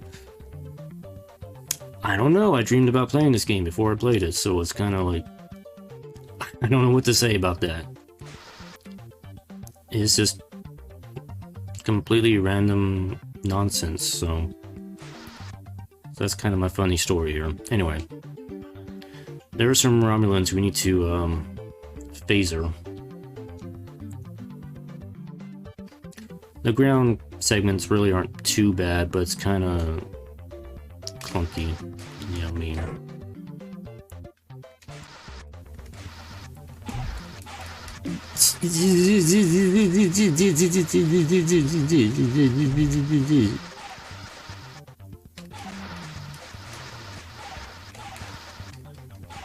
You know, if somebody else could fire phasers, that would be nice. Whoops, Beverly got shot by a Romulan disruptor. Dr. Beverly Crusher was severely injured during the awaiting mission. Patient recovered and has been restored to active duty. Okay. Riker, that could have gone a lot better. What the hell were you doing?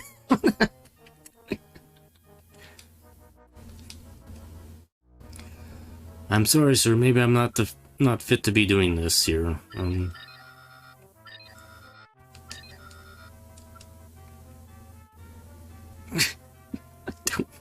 How do I change the other members of the away team?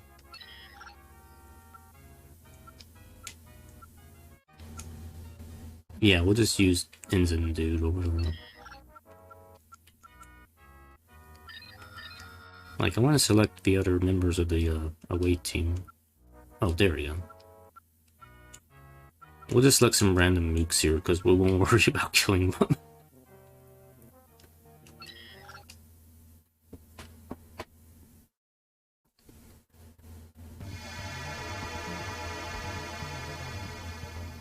We are Starfleet. So wait, I don't have a phaser. Oops. Yeah, this could be a problem. Oh wait, hold on, I can switch characters. Okay, this dude has a phaser. Are you guys gonna follow me or just gonna wait here?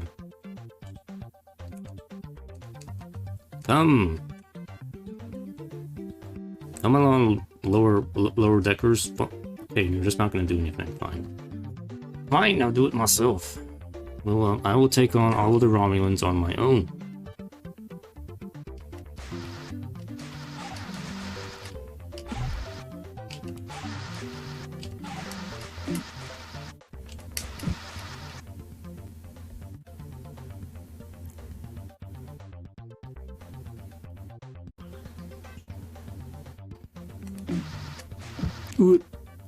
You shot me in the butt.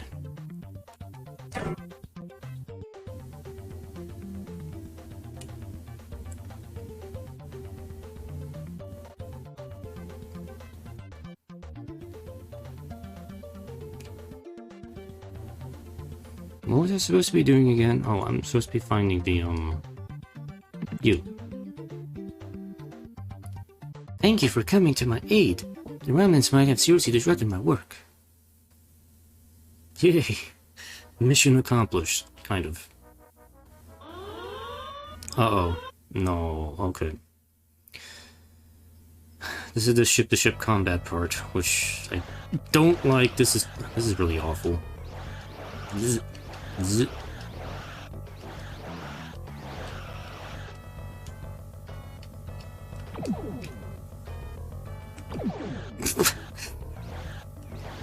I don't know what I'm doing.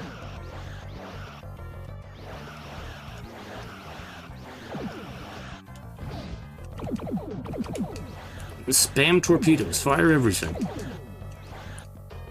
At least it's a Romulan scout ship. Why am I having such trouble defeating it?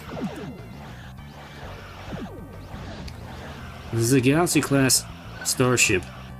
What should... Enemies hailing. Okay, what do you want me to do?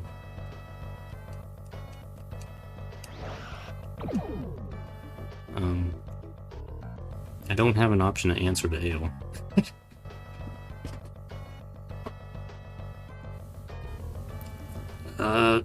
Die!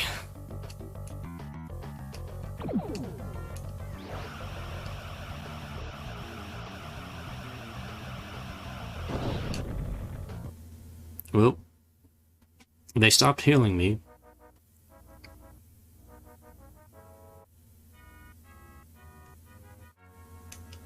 So I guess I win. Okay, let's go to the view screen and answer the hail, but we destroyed them. There's no hail anymore.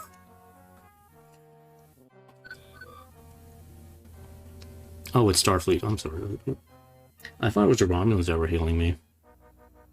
This is Admiral Baldwin. We received a distress signal from Orientis Alpha 4. Their plague has been spreading. Deliver medical aid now. Well, that matter with the Romulan scout ship wasn't handled very well. I don't care if they did fire first. You shouldn't have destroyed it without giving them a chance to surrender.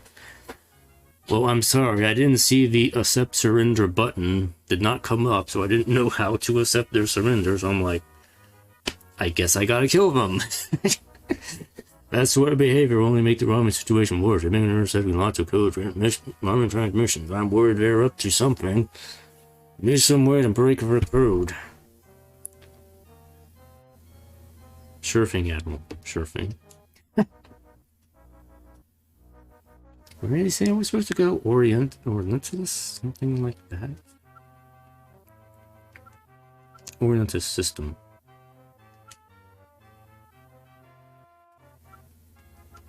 Orientus Alpha 4. Maximum warp.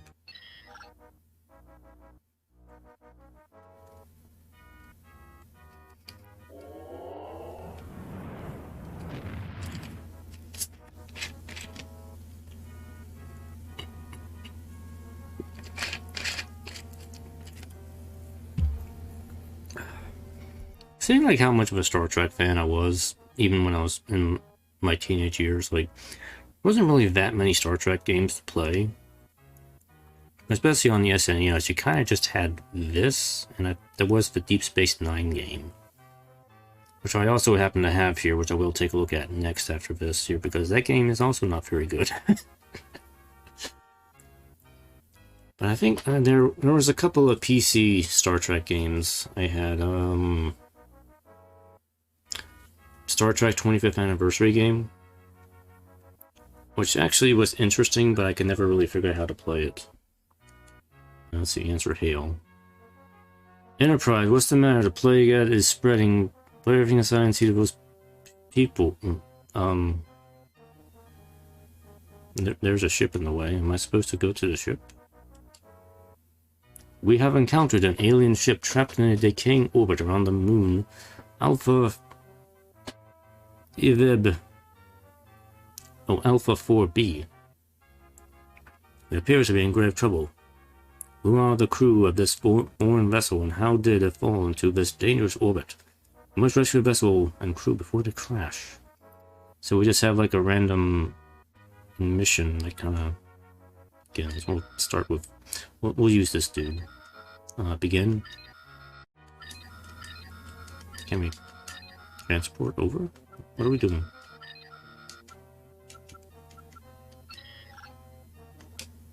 Sure, Commander Marker, go.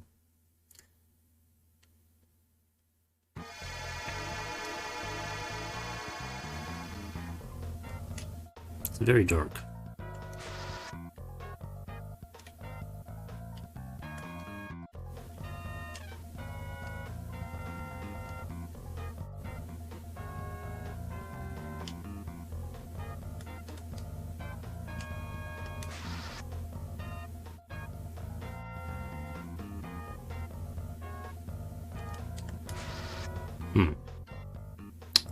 Well, I'm not sure what I'm supposed to do. I have to find the light switch, wherever the light switch is.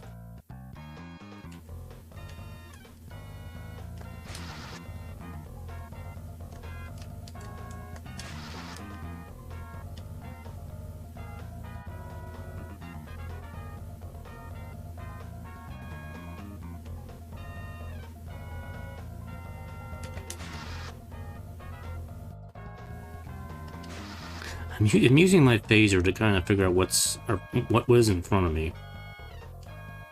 Like, is this passable here? Yes, it is. But there's nothing over here.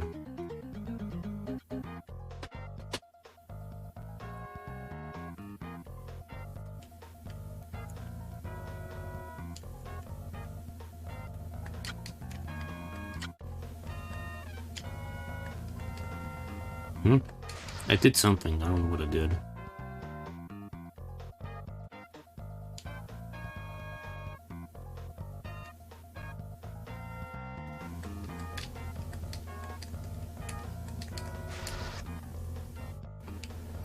Just shoot everything.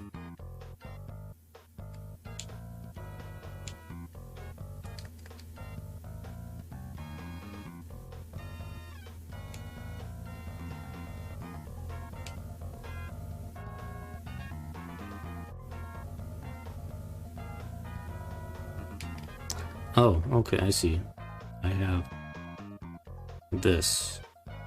Circuit boards.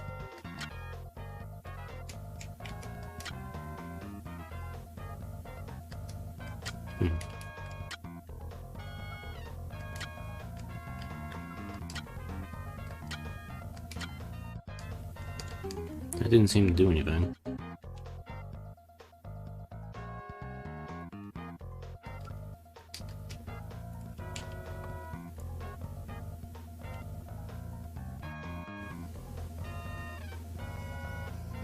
I'm guessing there's gotta be another place for me to put these.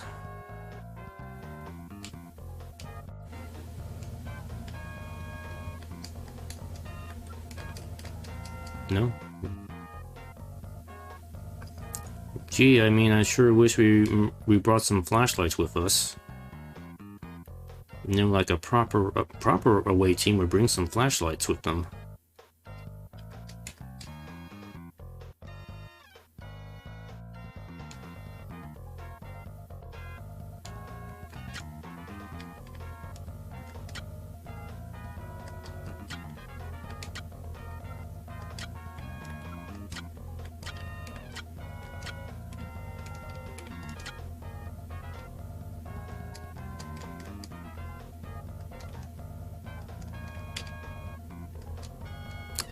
Okay, I don't know what I'm supposed to be doing.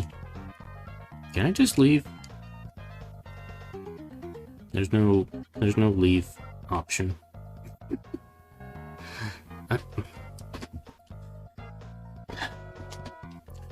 Regular Chief O'Brien, beam me back. I don't know what the hell I'm doing over here. I'm sorry, sir. I'm having trouble getting a lock on you. I think we have to get a. I'm gonna get the pattern buffer has failed, so I can't beam you back. I'll get Chief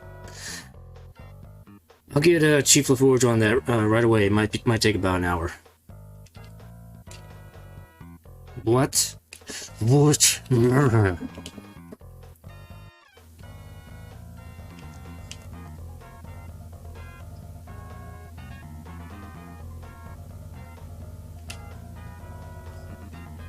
Okay, yeah, I'm kind of stuck now. I don't know what to do. So, yeah, we'll leave it at that here. The next generation game is not that good. I hear it's supposed to have an interesting storyline. It's called Futures Past, so it's supposed to involve some sort of time travel thing with the Romulans, but Lord knows if I can be arsed to actually tolerate the game and actually play for that long.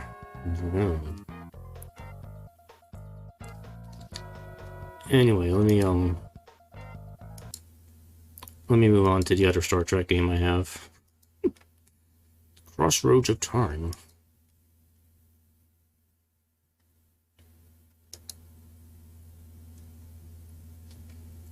Ooh, Playmates Interactive. Do, do, do, do, do, do, do. Oh, it's just a music thing.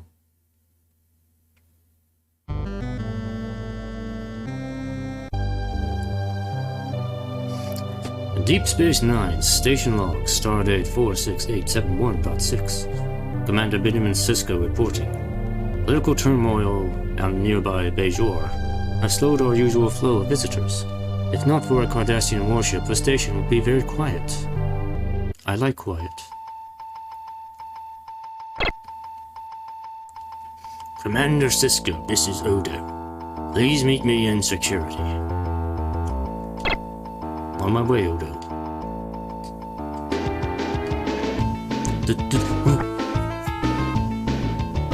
Man, look at Sisko run here, like,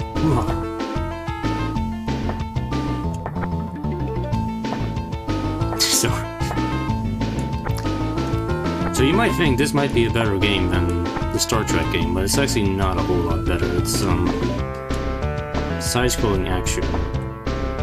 Also, the music is very loud in this game. I don't think there's a way to hopefully turn it down here. Yeah, it's very loud. Hopefully that's a little bit more tolerable. This music is definitely not Deep Space Nine music.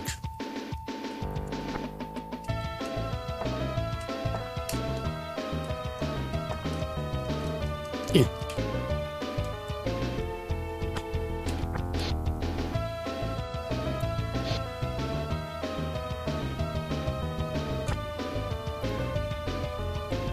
Sisko doesn't know how to walk in this game, so he just kind of he's like running like he's sprinting everywhere. Talk to Dax. Hello? I think that's Dax. I don't know. I know this is Kira. That's probably Kira. This might be O'Brien. I'm not positive on that. Oh, that's a transporter. What am I doing?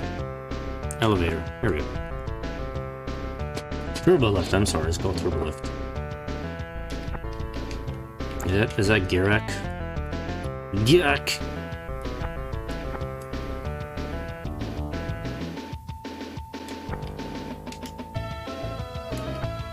Oh, those off. Okay, here we go.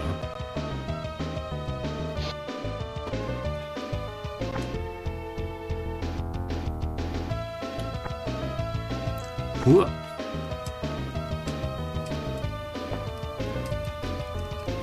Come on, Odo, I want to fight you. How do I talk to you? Oh, here we go. Dr. Bashir is examining her now. Have you arrested the attacker? Not yet. I couldn't find any witnesses. Not yet, still checking. Sisko was such a happy boy, just jumping around like, wee! Wee! Wee! This is so fun.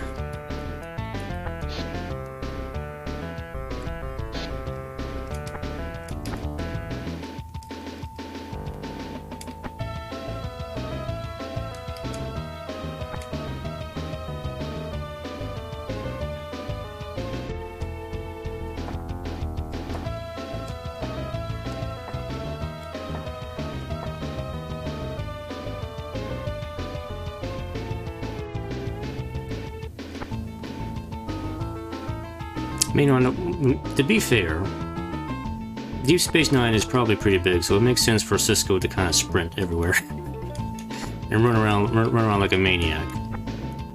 How do we get down the stairs? Oh, press down. That's a turbo lift.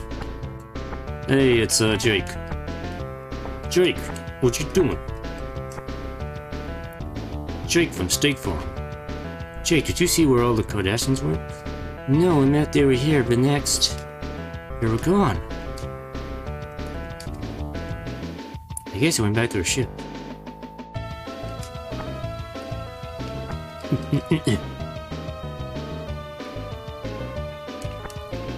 Let's go check out Quark.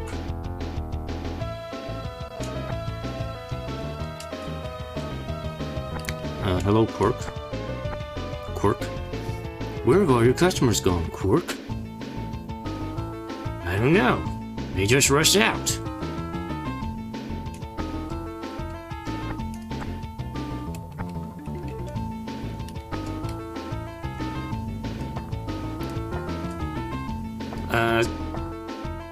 Cisco, are you feeling okay? I've never had more energy in my life. I jump everywhere.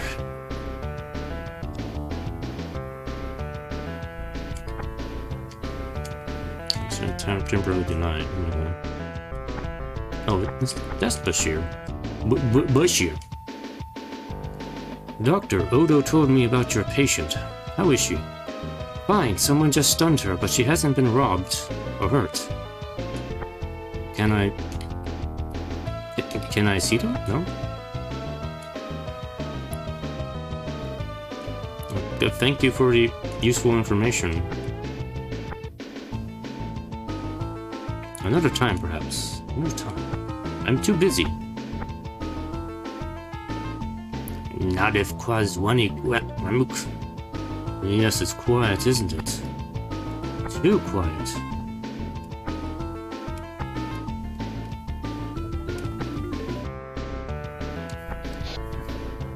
So while this game is it kind of feels marginally better, at the same time it's kind of hard to figure out what you're supposed to be doing.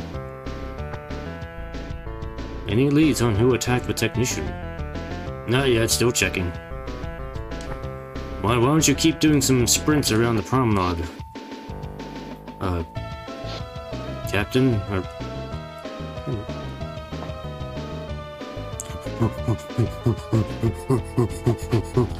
Actually, is that Garrick? Let me talk to him. How may I serve you, Commander? Thanks, Garrick, but I don't need any clothes today. Simple Garrick. What did he say? I didn't need any clothes today. But when you need a new suit, remember plain, simple Garrick. Plain, simple clothes for the... and there he goes.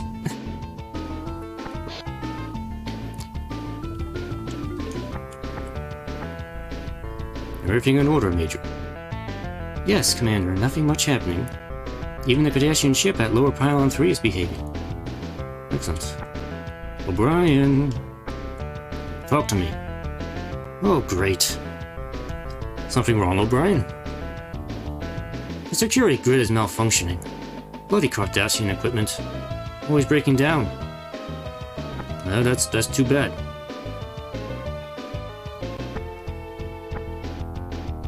Sensors detect some anti-proton emissions in Lower Pylon 3. I'm going to send Chief O'Brien down to check it out.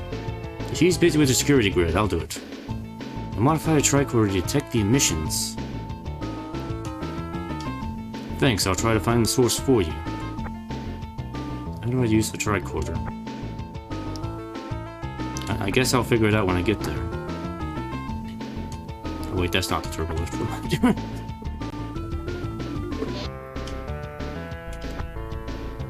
Let's see. Outer ring. Need to not go this way. This is how Cisco gets his exercise. He just kind of sprints around the promenade.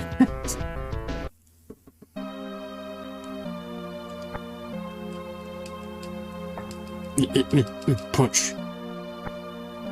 It's gonna be down. Hold down A. Oh, there we go.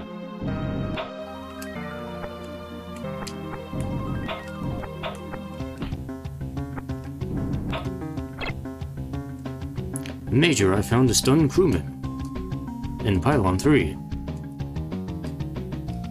Did you hear me? Oh, okay, I guess you heard me. Right.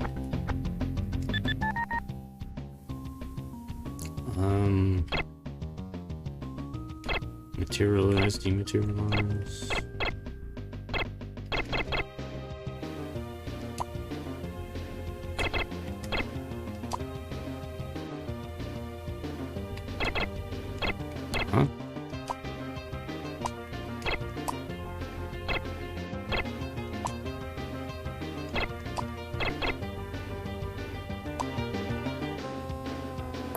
Okay, I don't know what I did there. Oh, I can climb. Whoa.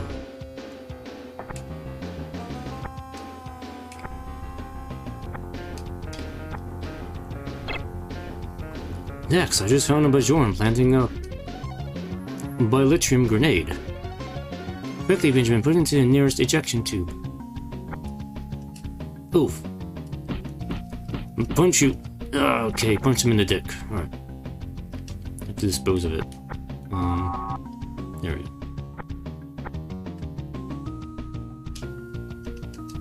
Hey, oops. Dick puncher.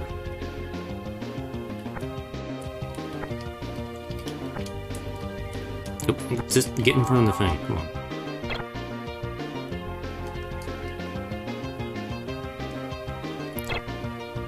Raise the shields. No many more beaming in.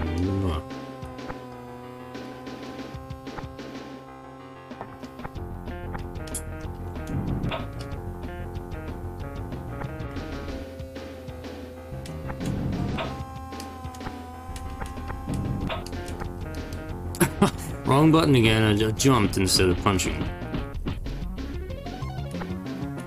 Phasers? What are those? We don't use phasers, these are our fist. 2 minutes long.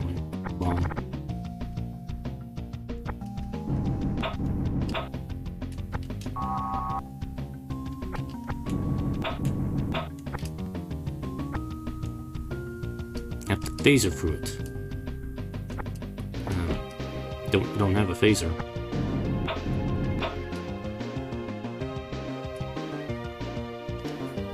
Yeah, it's a fall down.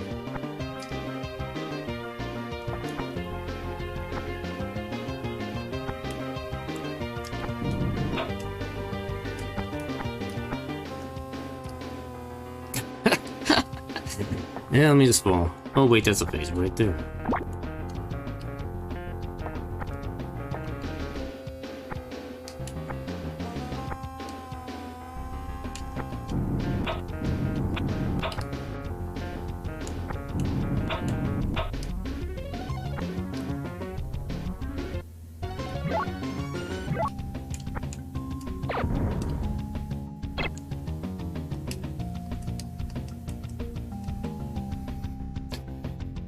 Yay, bomb disposal. This is a good first mission. Find bombs. The password is Numholm.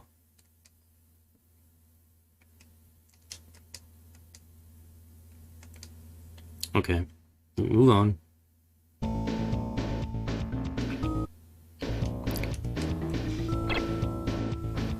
Five grenades, okay.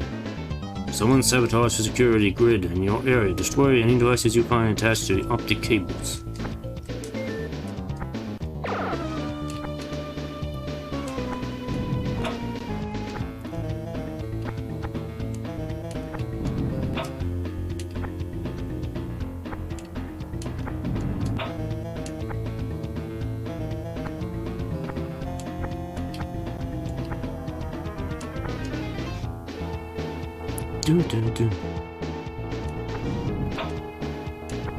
I mean, this is like so not Deep Space Nine music.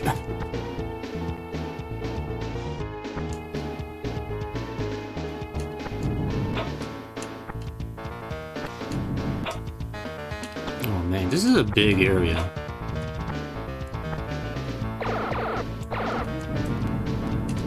Oh, I think that's one of the things I have to destroy is that. Yeah.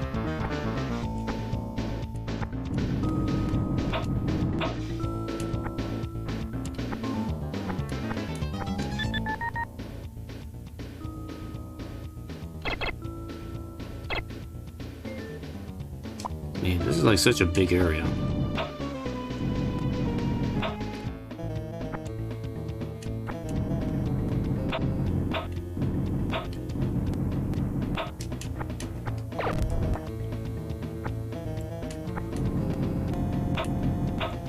So again, getting some crackles now.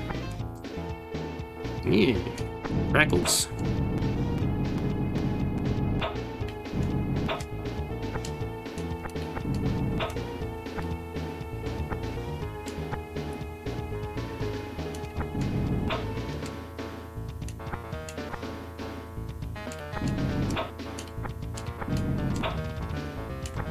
Oof.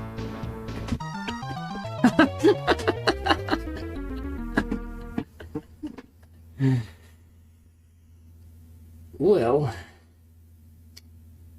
I guess Deep Space Nine is just destroyed now. So Benjamin Sisko, he kind of walked into a dude and they punched him.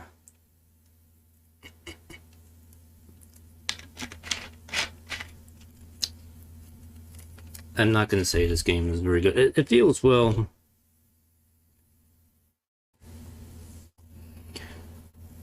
To be fair, I probably could see somebody spending some time and playing this game, but it's still not that.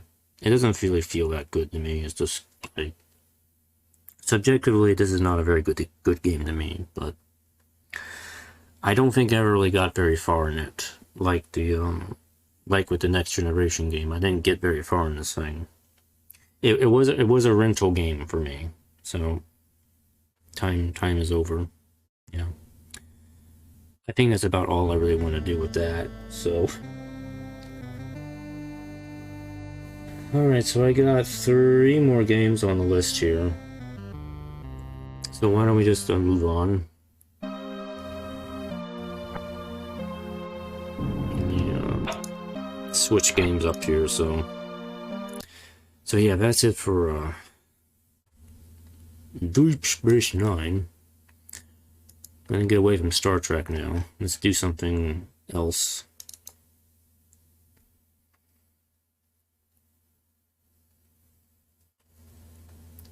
So this is an interesting game. Let's see if I can get it going here. This was a rental game. And I do remember playing this game. It's an Activision game.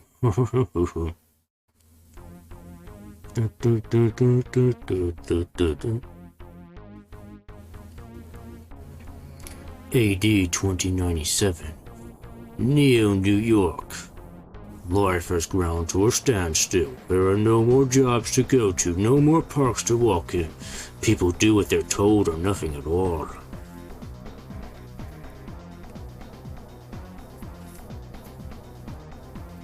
A warlord named Raptor rules the city. He runs Neo, New York for a global mob and runs it without mercy. Raptor has unleashed an army of ruthless mutating morphs upon the city to enforce order.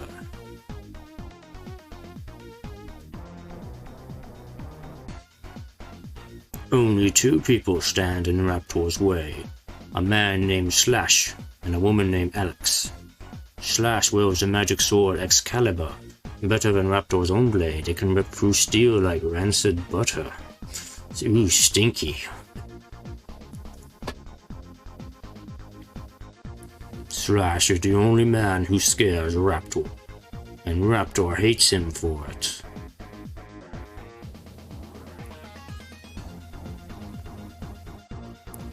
Raptor, this is Slash. We can't buy him off. His sword Excalibur is strong like yours. As long as he's free, you'll never rule this city.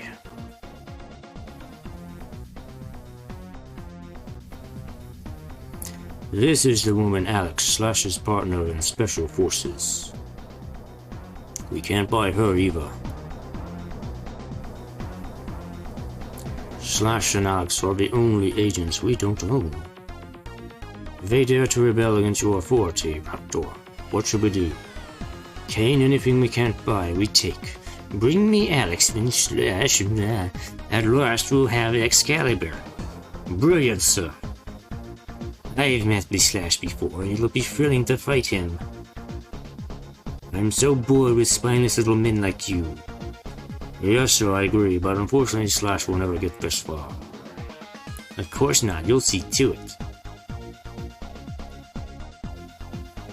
Excalibur 2097. I'm gonna go with easy on this. We'll see how far I can get on this game. Control setup. Tech 1, Tech A. Yeah, that's good.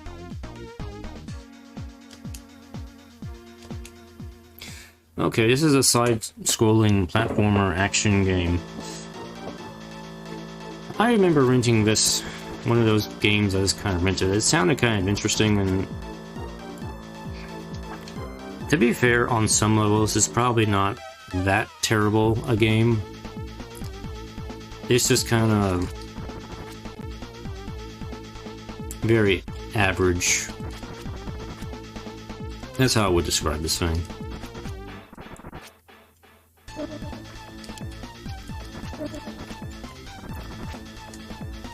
So, as you saw in the intro storyline, we're a dude called Slash.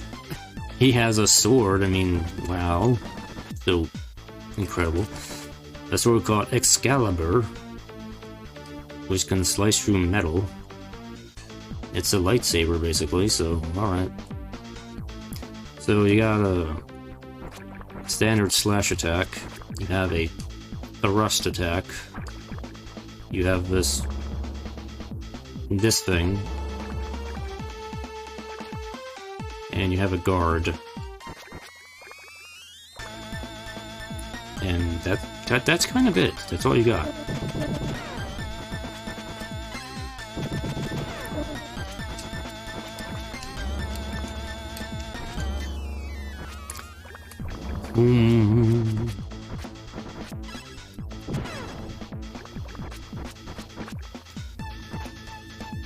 So I think kind of like in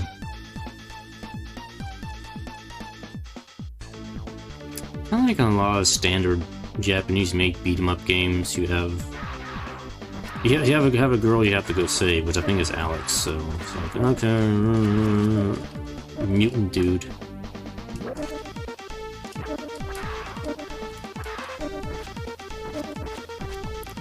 But the gameplay, I mean, it's not that good. It's very clunky.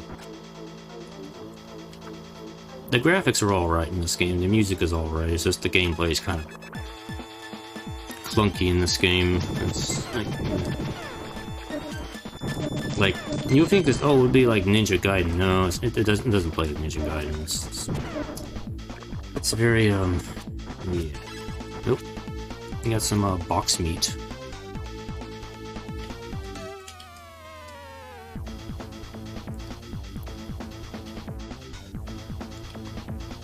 But yeah, for some reason I thought this was a good game as a kid, but now when I play this, kind of the mediocrity of it really just kind of screams at me now. Like, why did I think this was such an amazing game when I was a kid? And it's like, it feels so average. Another man with a bad tattoo. Well, when it's up my rose boy, the thorns are gonna cut you real bad.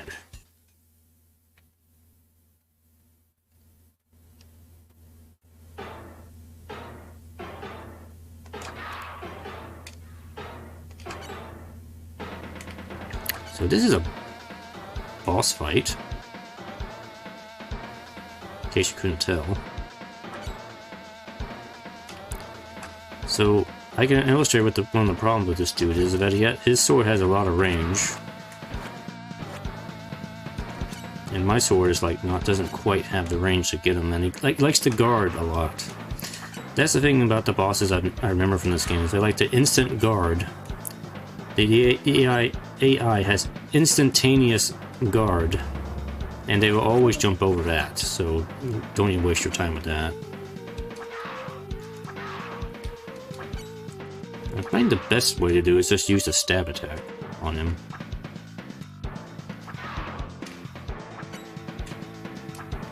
And hopefully you get lucky and actually hit him.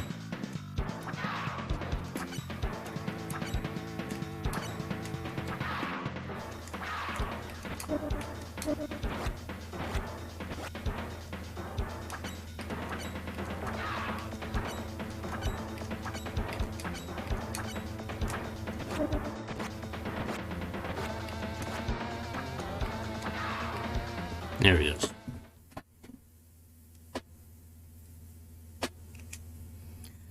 The score, which I don't care about. Where's your raptor? No one knows except his Lieutenant Kane. He's at one of the construction sites. Don't cut yourself, tattoo. Get it? Cut yourself?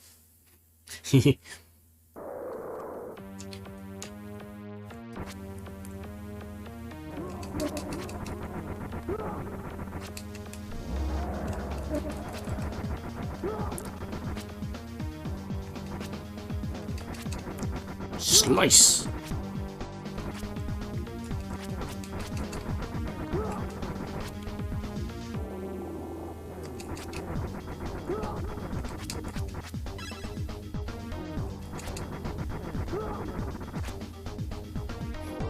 I'm gonna be honest, I probably don't really have a whole lot to say about this game, but it's, like I said, it's definitely not the worst game I've played tonight. It just feels kind of meh.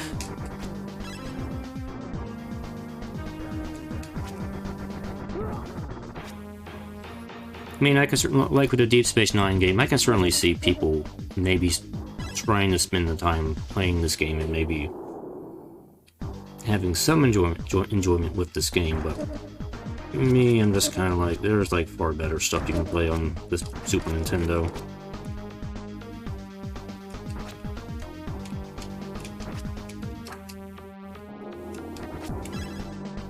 The power of soda.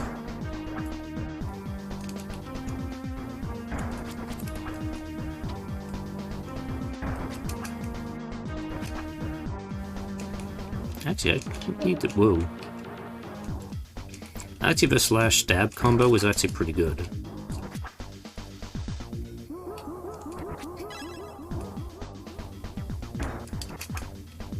Oh yeah, that's actually pretty good. Need to do that more often. Right, I don't actually take damage.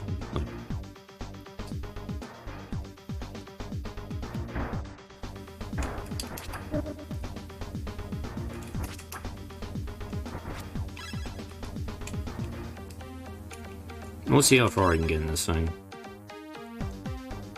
This is only the second to last game tonight.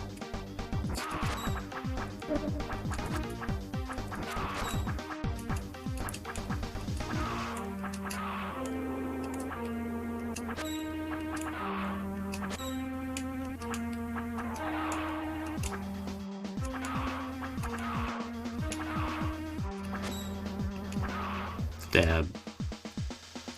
Stab.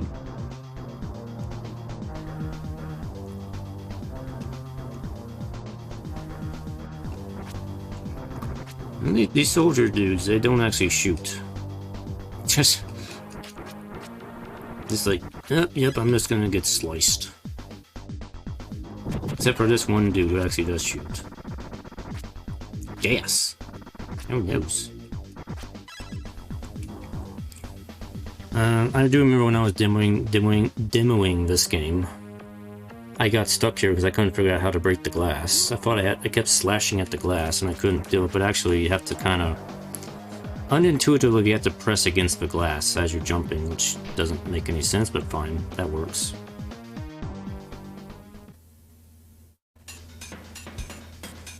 Aren't you worthless sack of flesh? Your journey ends here.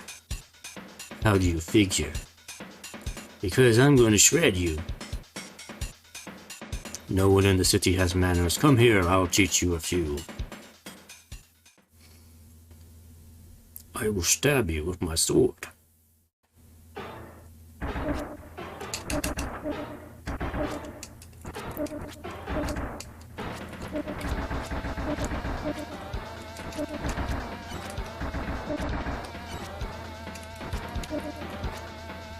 And now he becomes Terminator with chainsaw.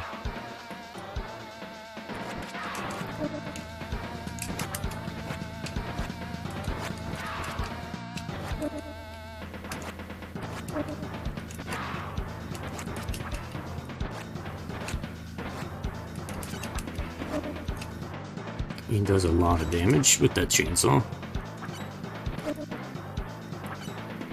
It's also very fast.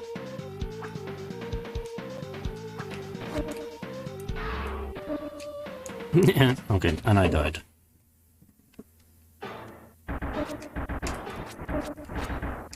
I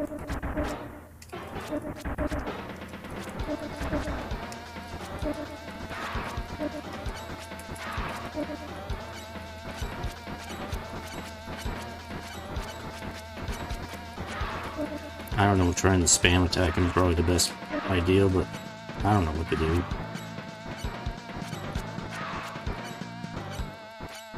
Like, maybe I can outlast him a bit if I do this.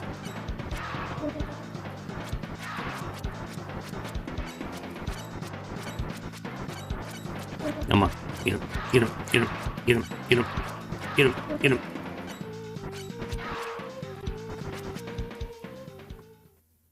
One. Okay.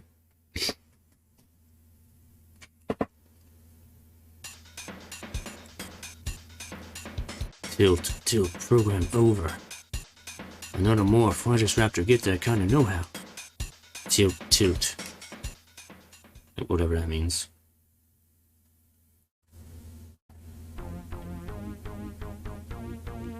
Do, do, do, do, do, do, do.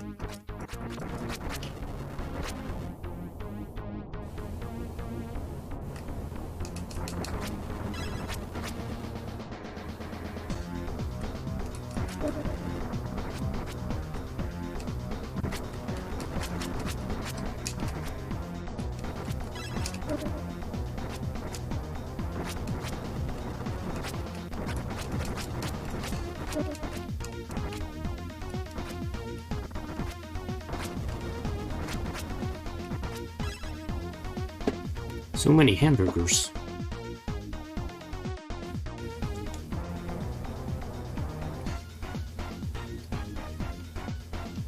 It's Bin Dude.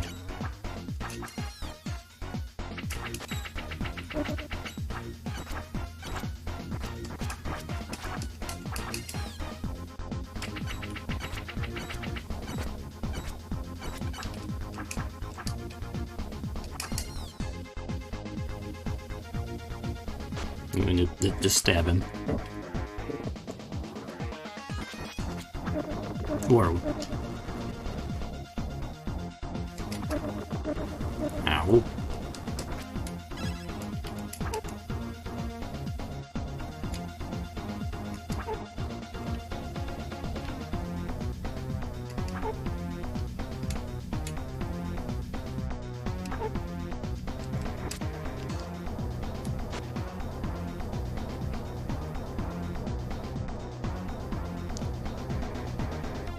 Dun, dun, dun, dun, dun.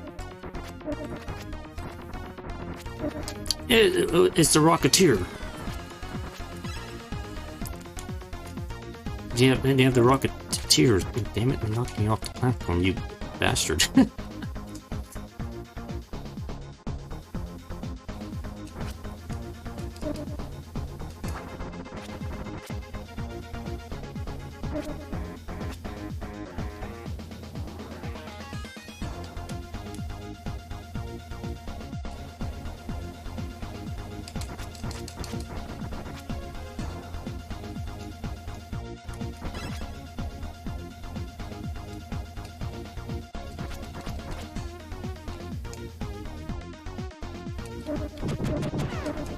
Oh wow, he actually shot at me.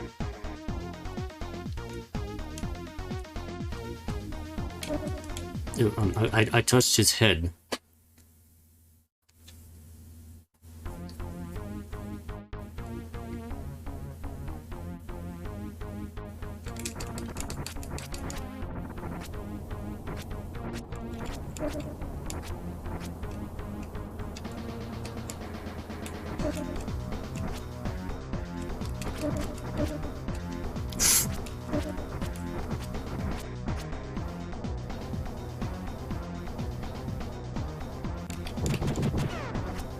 Wow, I thought I could jump up there, but I can't.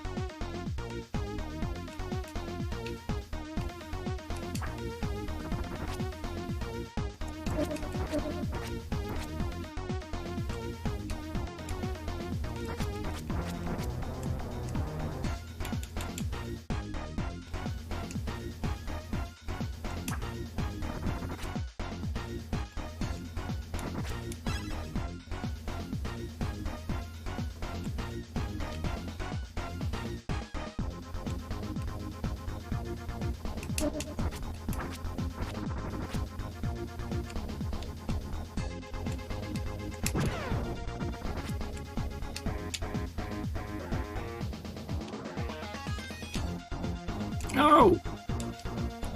No!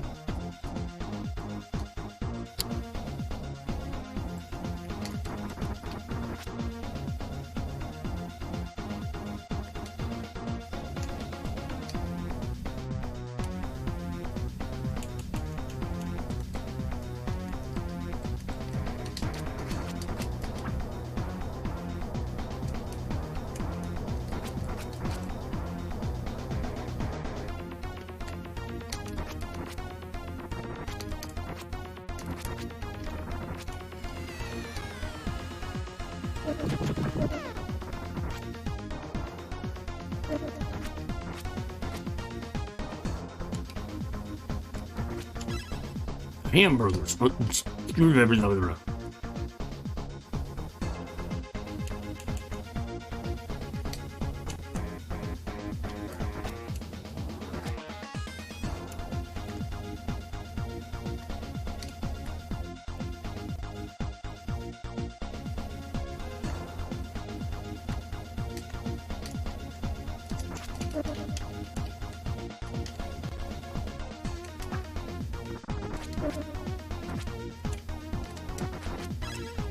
Delicious hamburger. The best food in all of New York.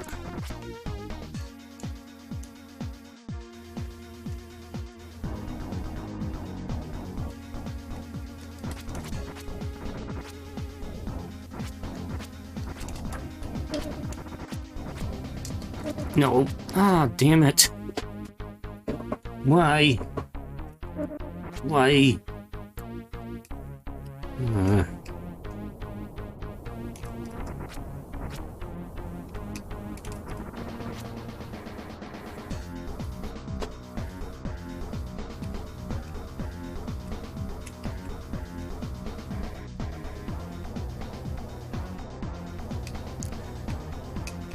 Walk all the way back where I was before. No. Stupid Rocketeer people. Stop knocking me off the platforms.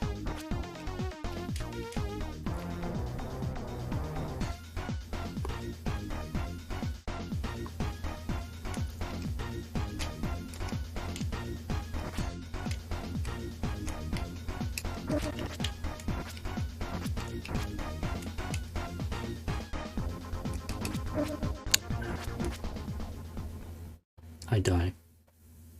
I die.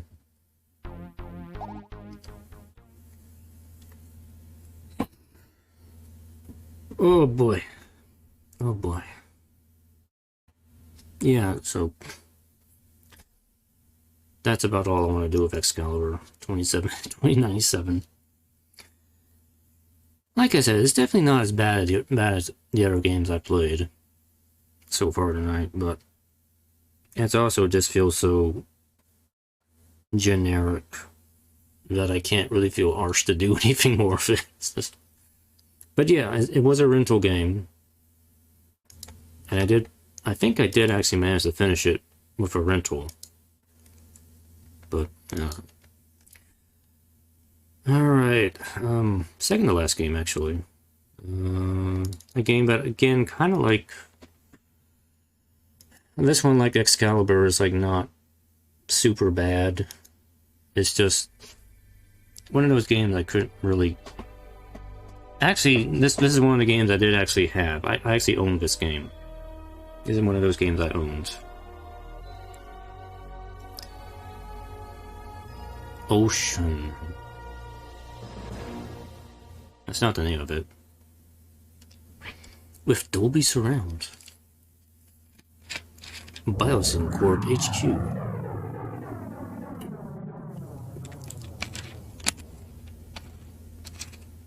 InGen must be eliminated. I will have control of Jurassic Park. As we speak, my men are on their way.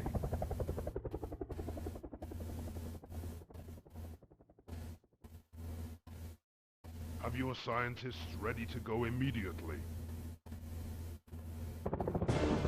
I'll be honest, I didn't even remember these opening cutscene thing for this game.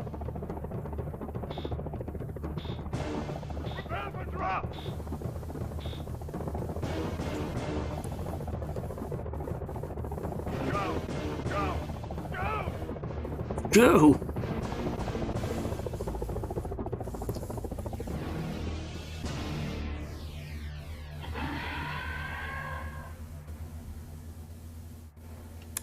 Jurassic Park 2. The chaos continues. Oh no.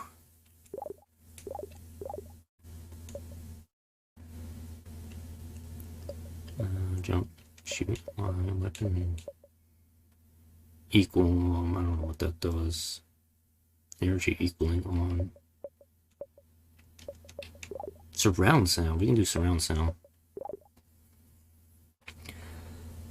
Alright, so this is not an actual, this is not the actual game, this is not what I'm, if I can talk. What I'm trying to say is this game is not actually based on the actual Jurassic Park sequel. This is just a thing that was made up for the SNES. It's just, yeah, it's just something that's kind of made up to do something with the Jurassic Park license of the video game.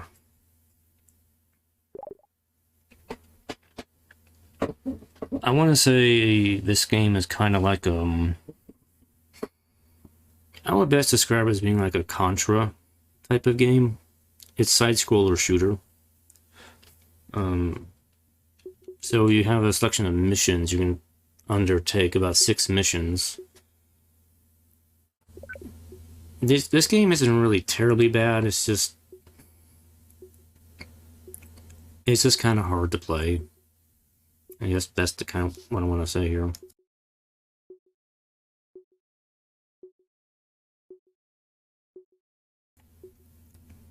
So, find the building sphere system, activate the gas and get out for the gas station expecting you. Yep, set mission, yeah, sure, we'll give it a shot. So you play a generic soldier dude. So like I said, this is a very Contra type of game. If you ever played Contra before, it's kind of like that. Let's see.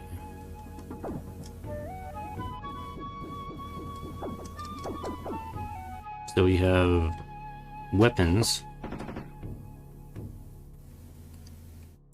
We have a tranquilizer gun. Yeah, or maybe that's a tranq gun. This is shotgun, standard gun, machine gun.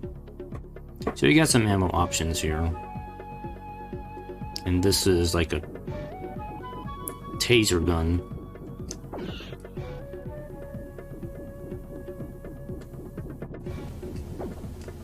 You have like infinite basic ammo and infinite taser, but everything else is just...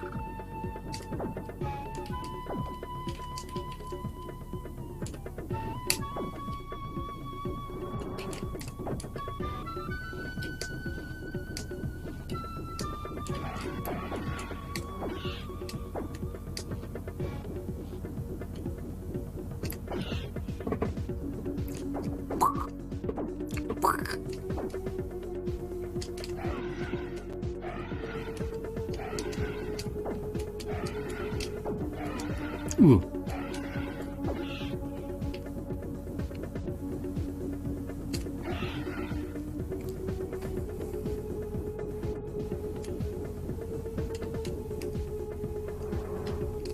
Nope. Nope. No bad.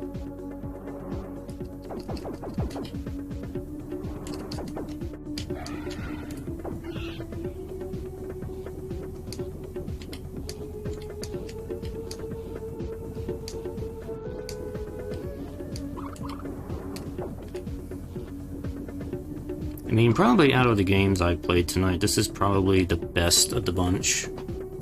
So this game is probably just maybe slightly above average. Like I said, it's not really a bad game. It's just it gets kind of hard.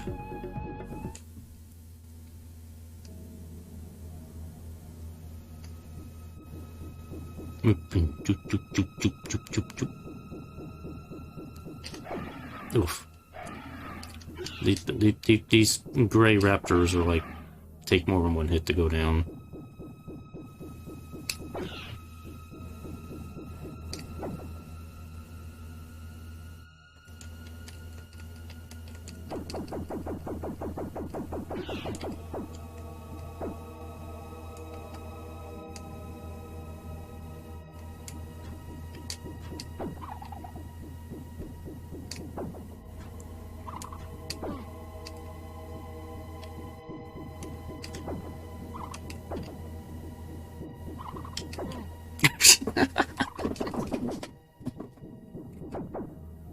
Ooh. I love the sound he makes. Like, ooh. Do I want to reload my shotgun?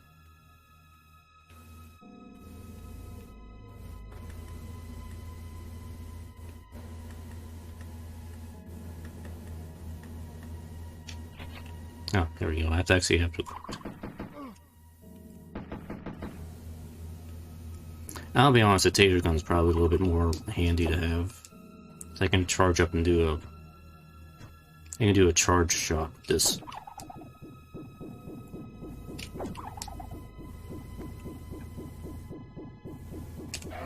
Oof.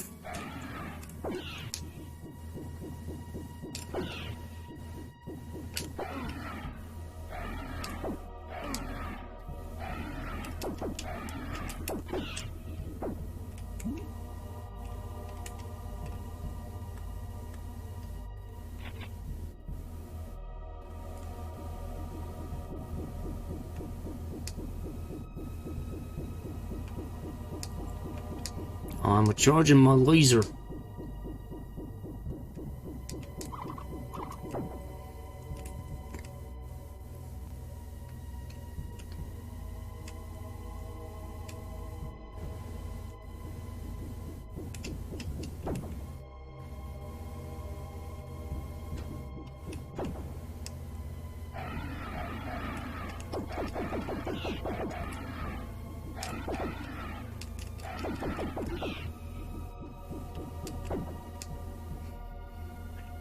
So this whole thing is basically a maze.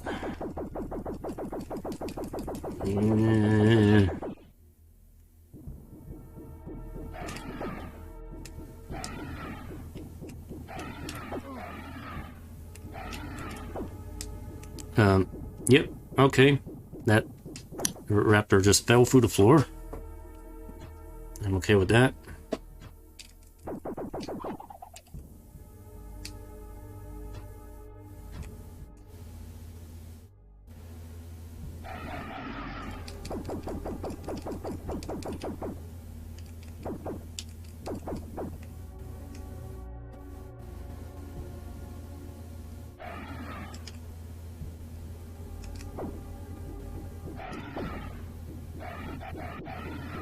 Run away!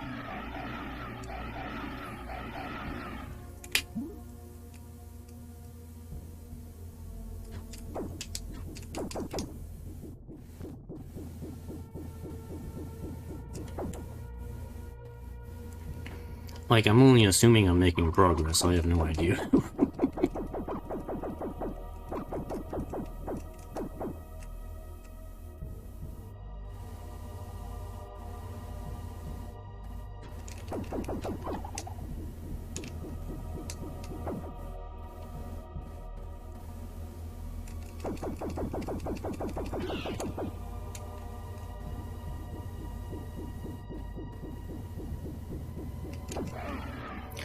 I know, it's like, even though I like owned this game, I never really... I don't think I ever actually finished this game. There's just something, like, this mission is really not too bad, but other missions are just a big pain in the ass to get through. This one's one of the easier ones, I think. It just takes a long time. Like, maybe I'll get to the end of this, I don't know. We'll see how far I get. No.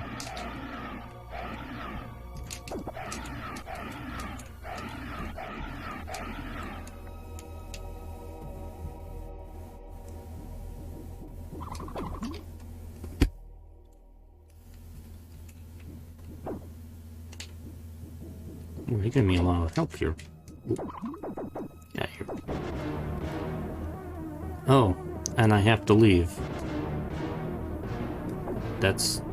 Oh, I can't go that way.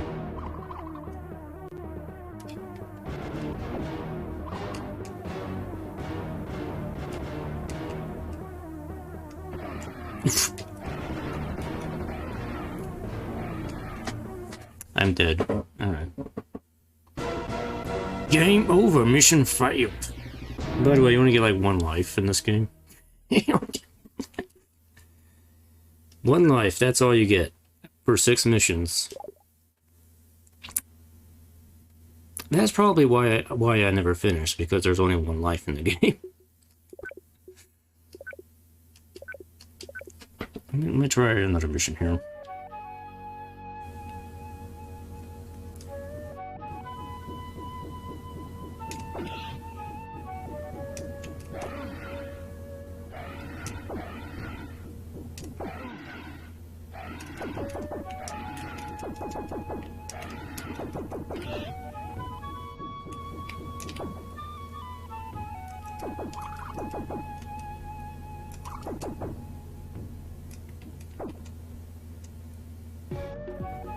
Let's find it.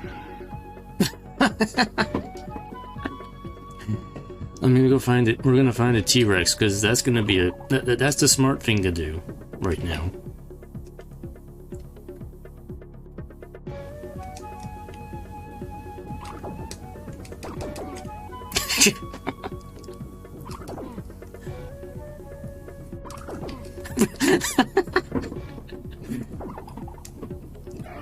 Oh, raptors.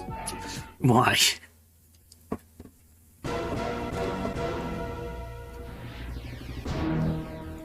Game over.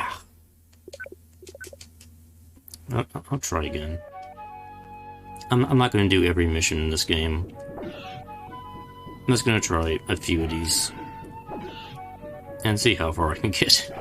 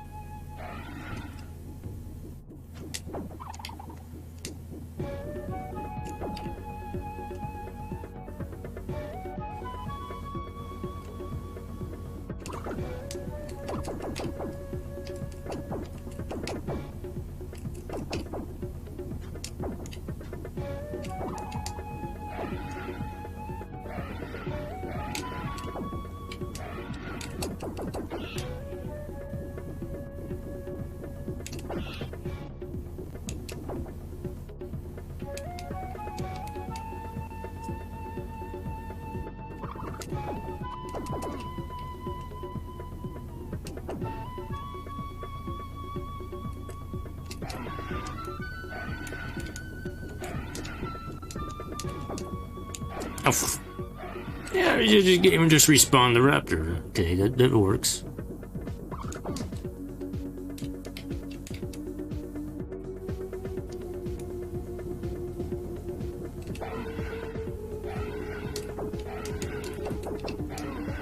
Yeah, I'll just die. Yeah. That's that's what you do in this game, is you just die. Oh, you think you're doing good? Nope. You just die. Because you only got like 1 life in the game. So fuck you.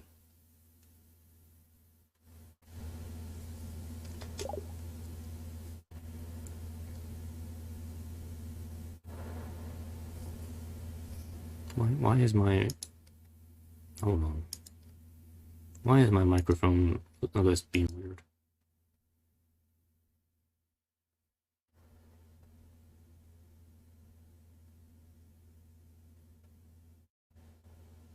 Yeah, it's picking up a slight buzz. I don't know why it's doing that. You know, it's just the challenges of trying to stream sometimes when you don't have like a super high budget streaming setup. And it's like, oh, okay, I'm gonna do the best I can. Let's do blockade.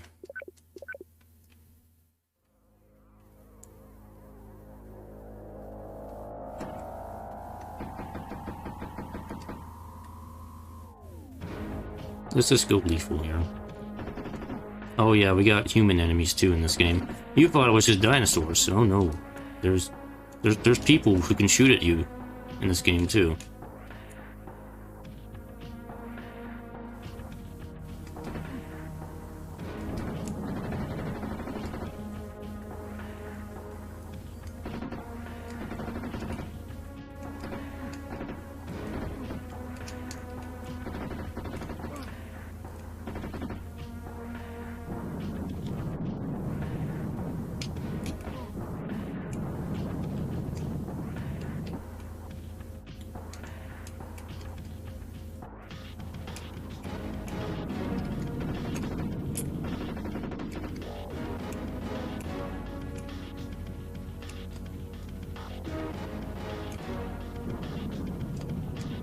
Yep, yeah, that dude just respawn will do for rocket launcher. I don't want that.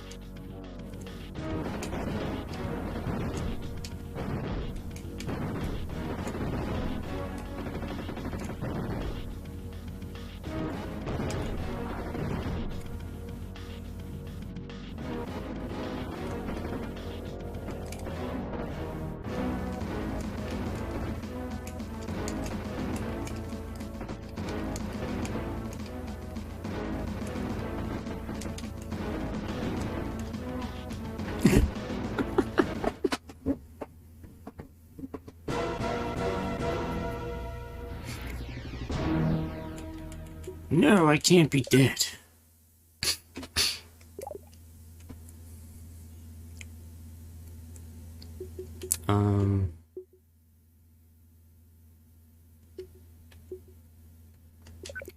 Let me do the Gallimized mission. This will be the last one I'll look at here. All these missions are generally on the same vein. This one involves a lot of people I have to shoot at.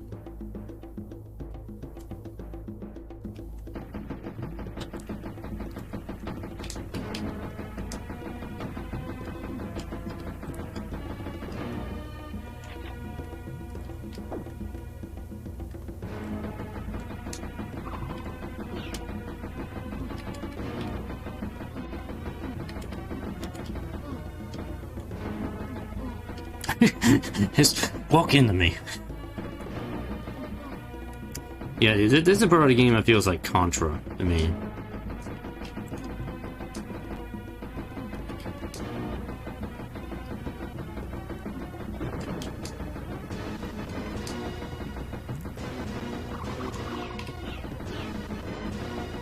Protect the Gallimized. Well, I don't care. I'm gonna kill the Gallimized. They're in the way.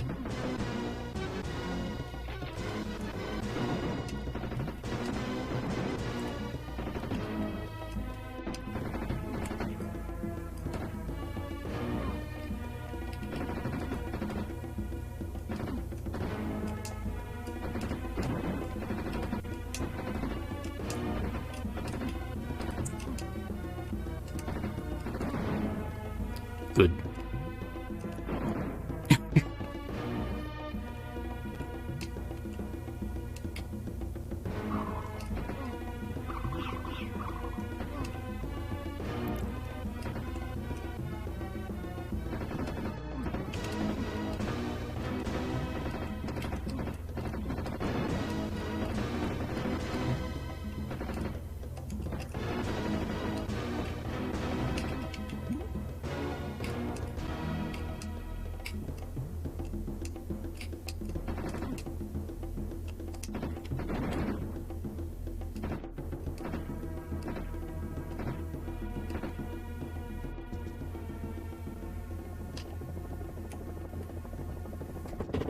Oh, we have a helicopter.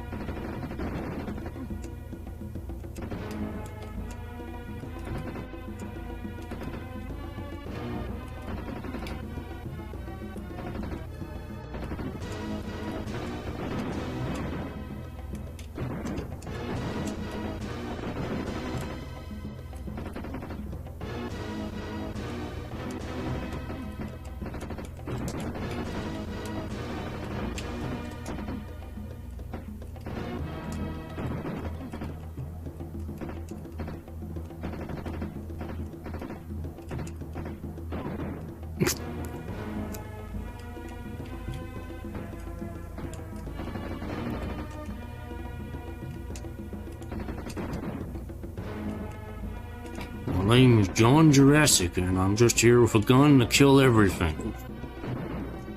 I'm a grunt. That's all I am. I'm nobody important in the larger scope of Jurassic Park. I'm just a grunt. I just shoot everything. No name soldier. killing more no-name soldiers. Oh, that is good. That is not good.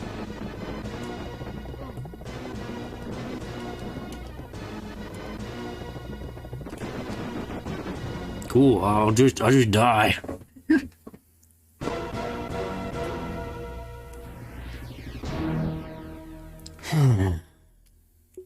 No. No. All right. That's enough of that. Like I said, Jurassic Part 2, definitely probably the best game I've played tonight. It's not, actually, I wouldn't even call it a bad game. It's just unfair, I would say. That's probably more thing. There's a certain quality to it, but, you know, even Contra has lives in it. Jurassic Part 2 doesn't have any lives in it, so if you die one time, you just die. Start the whole thing over again. It's like, okay. Like I said, despite actually owning that game, I never actually beat it or even got that far into it because, again, there's only one life in the games, and if you die, you know, that's it. You start all the way over again. Oh, fun times. All right,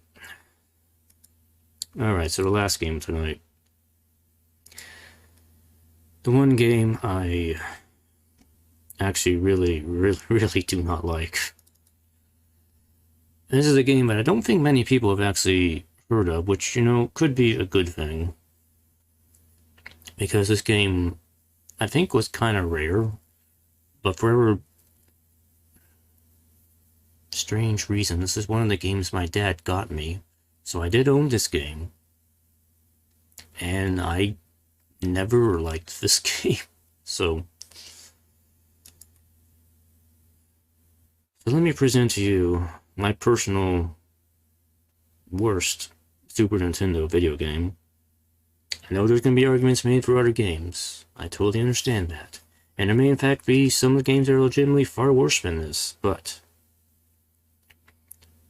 this game is my personal worst game. Let me present to you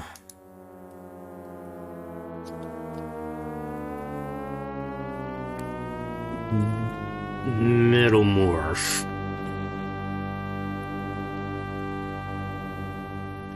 Oh yes, it's a quality game. Origin and present Metal Morph. The year is 2214. As the Metal Morph Battalion, you are an ambassador to the galaxy known as Other Side. Earth has created a temporal displacement field known as a hypergate, which now links the two galaxies. Links the two galaxies. Did you get all that? We have a portal to another galaxy. Your living metal body and your ship are made of the only substance that can survive a journey through the hypergate.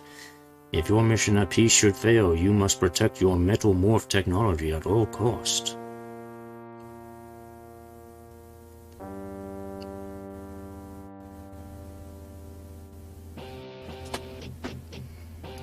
Yeah, this game has sounds that can resemble music.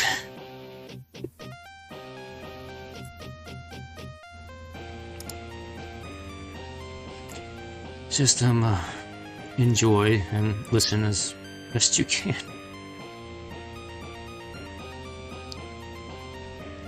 There's actually an FMV in here too. It's just like a really tiny FMV. You fly towards a rendezvous planet, which is not really a planet. It's an asteroid base, but whatever. That's the least of our problems in this game.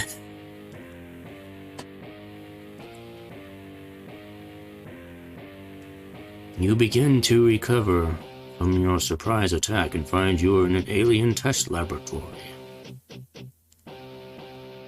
Realizing that tests on your body have already begun, you quickly decide that escape is the only option.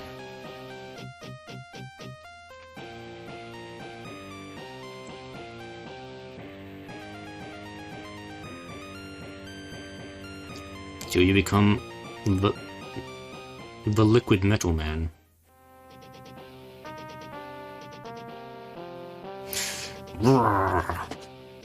Metal Morph Control Center.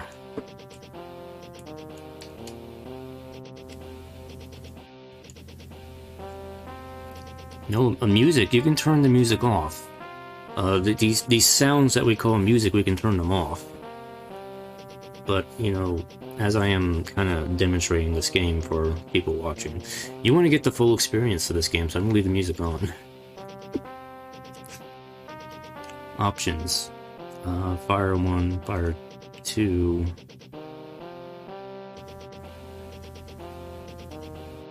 Starting level 1, 2... Yeah, we'll go on easy here. Gameplay, full fiction. Action only, full fiction. We'll do full fiction. We'll, give me a moment.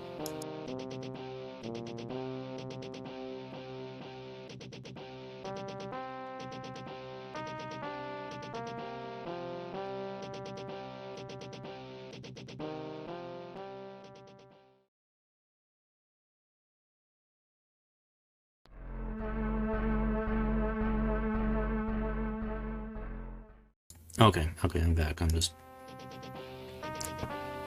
had to clear my throat and my mind for a moment here. Alright, let's, begin. Metal Morph. Find the Morph Pod. Alright,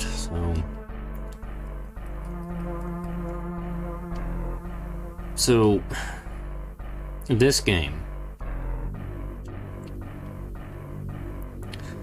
is kind of like a Contra type of game, but it's kind of exploration too.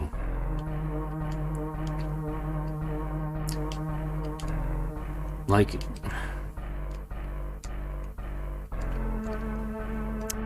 jump, spin, jump. So this is my gun, so pea shooter. It makes no noise when it fires. If you hold down the button, you can kind of aim in 8 directions with it. From a crouch position, it looks a little weird, but the way he holds the gun here is a little weird. Like, that's not the way you would want to hold a gun, but okay, we'll go with it. You can jump, and your special ability is you can liquefy and become a metal blob. So, I've always kind of gotten the impression this game was made kind of as a gimmick from the T-1000 from Terminator 2. I guess they thought that was a cool gimmick at the time, so it kind of made a game based on something kind of like that, which I was kind of wondered about, but yeah, so you have this guy. I'll say it's kind of Contra-like because you have enemies, but the enemies can also shoot you if you're not paying attention. Like that. They will one-shot you, which is fun.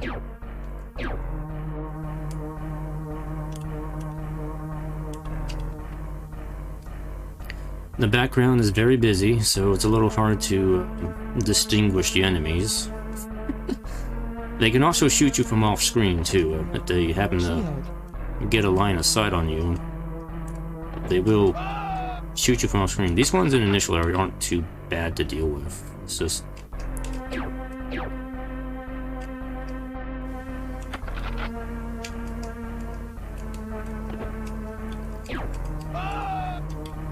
They all yell like, eh.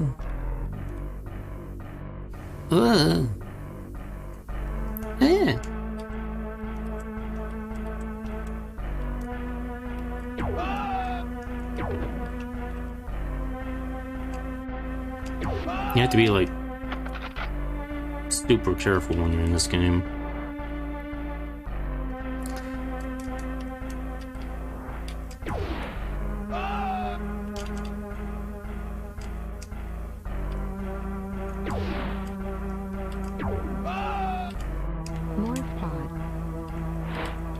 Alright, I think that's all I really have to do.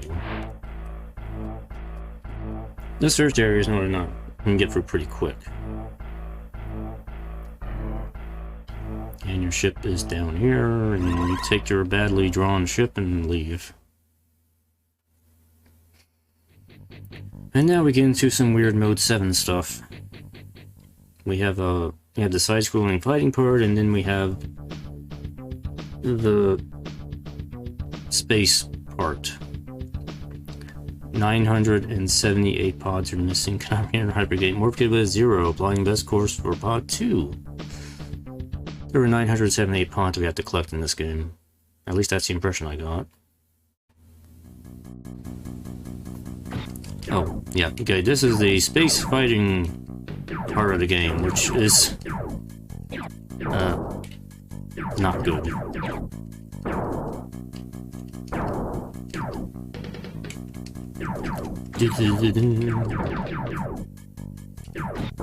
Like I said, we have some noises that can be approximated as music in this game. Yes, speed up is just what I need because it's hard to me to make sense of what I'm looking at. And did you feel good about this? This is like dizzying. And this is only like the first area. It actually gets worse in this game.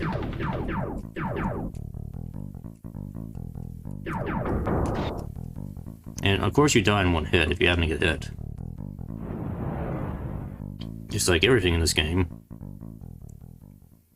It's instant death if you get shot by anything.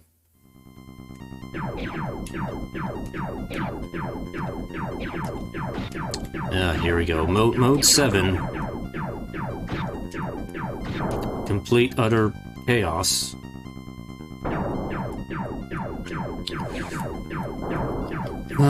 This...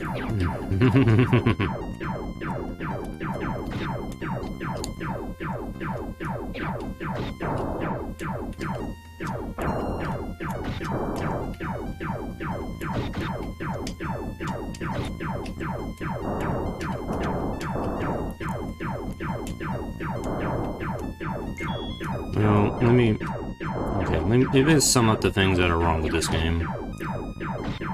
The graphics are kind of a mess. It's very chaotic. The problem with the space shooting part is that in order for me to hit an enemy, they have to be directly in front of me. And that means they also can shoot at me at the same time. It's that sort of problem. So I have to kind of guess where they're going to be. And because I move so freaking fast, it's kind of hard for me to gauge. And I just... If I move a little bit, I move like a mile in any direction that I go. It's just...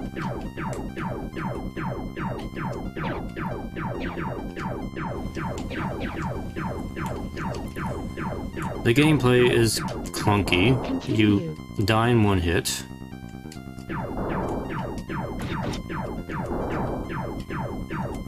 The music is bad, which is something that personally hurts me, because I'm a person who generally enjoys music in a video game. Like, even average sounding music I will enjoy. Music in this game is just utter garbage. And once again, I'm back in space again, because these space stages, they just kind of go on and on.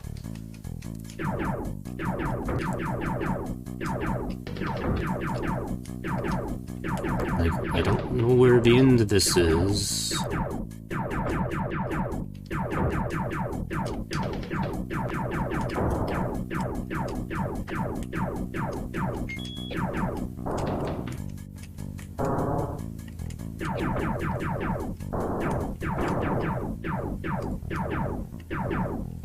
And yeah, I need more speed.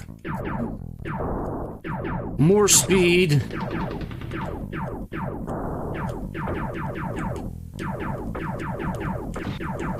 These space fighting segments are just atrocious. They really are. It's just, you move so goddamn fast. It's so hard to keep control. You're better off just scattering shots everywhere and hoping you hit something. Because forget about trying to actually aim at anything, because you're moving too damn fast. And these side-scrolling parts are usually graphically too busy sometimes. The problem is that, you know, you can die in one hit, which is always a problem.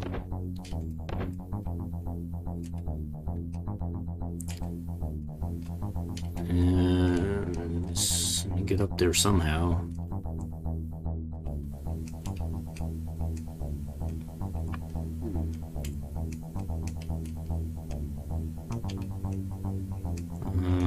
I think I come back that way.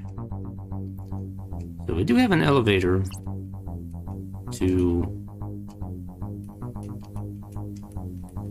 bring you back to the start, which is a good thing. I guess one of the few good things I can say in this game.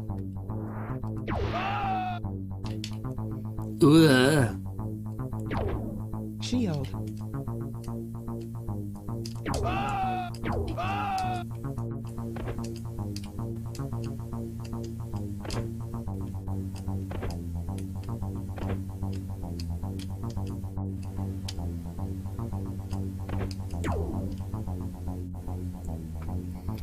Gotta turn the barrier off before I can do anything.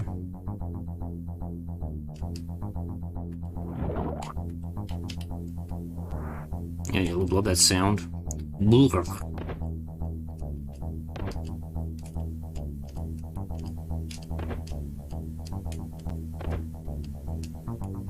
And just jump through the ceiling.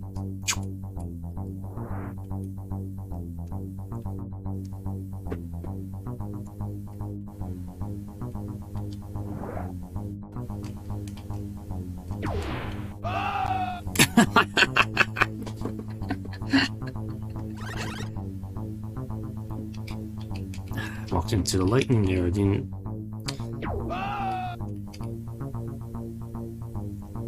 The reason I'm ducking a lot is because the enemy will just. Sometimes some enemies will shoot as soon as they see you. So you have to kind of duck to not get killed immediately.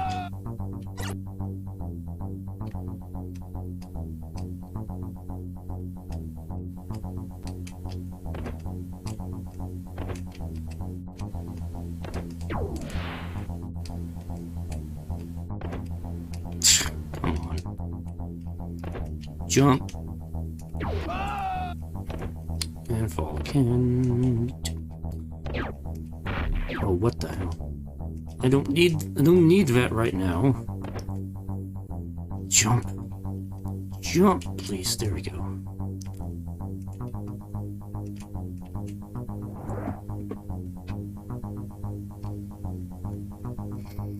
The only reason I'm kind of playing as decently as I can because I do remember a bit about this game and how to actually play it. And that's,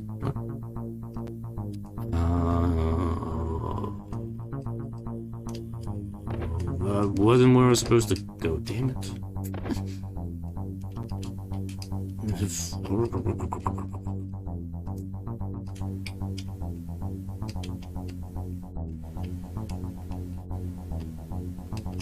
The heck, man! Come on.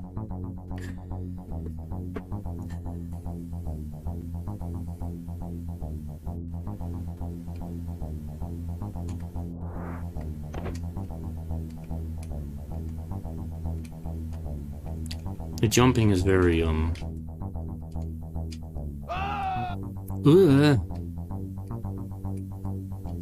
not good.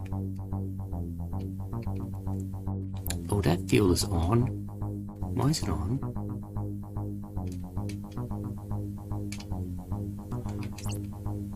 Did I turn it back on? Is that what I did? I hate you, game. I hate you.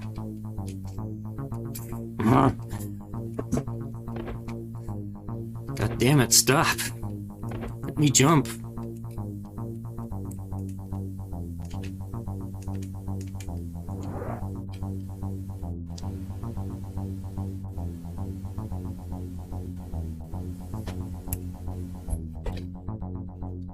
microphone. Stop picking up background sound. I can see it on the monitor. Stop doing that, microphone. Come on. And okay, that turned the barrier off, but there was lightning here. Okay, made it. This is what most of the side-scrolling segments are going to be like.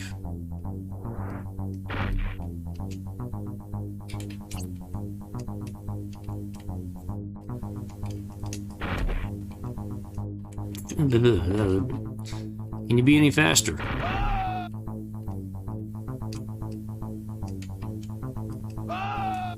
What?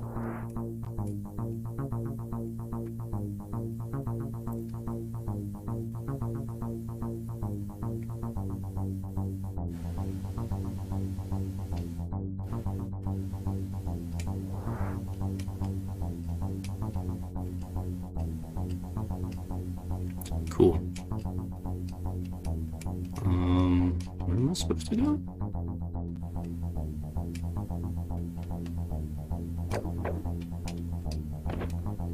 Yep, I just die.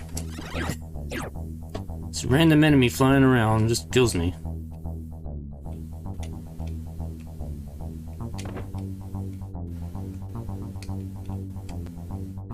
And I fell. Excellent. Excellent.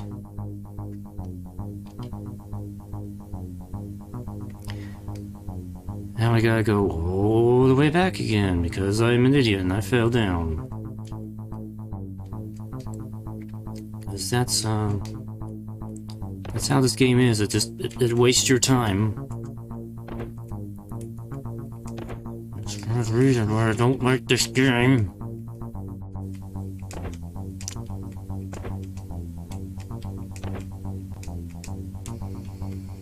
Can't believe I actually owned this game.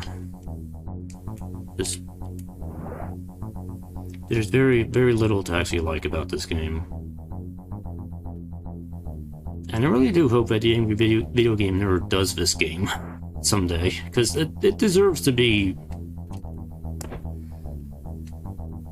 It deserves to be criticized and bashed, because this game just feels like garbage.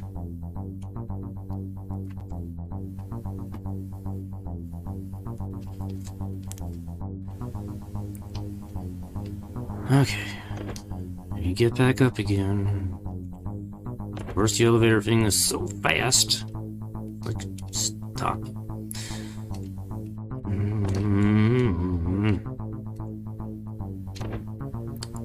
Come on, get up there. Stop falling off the thing.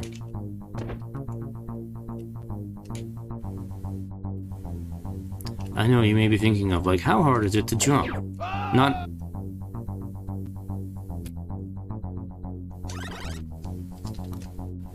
I love getting shot from off screen by an enemy that's not even there.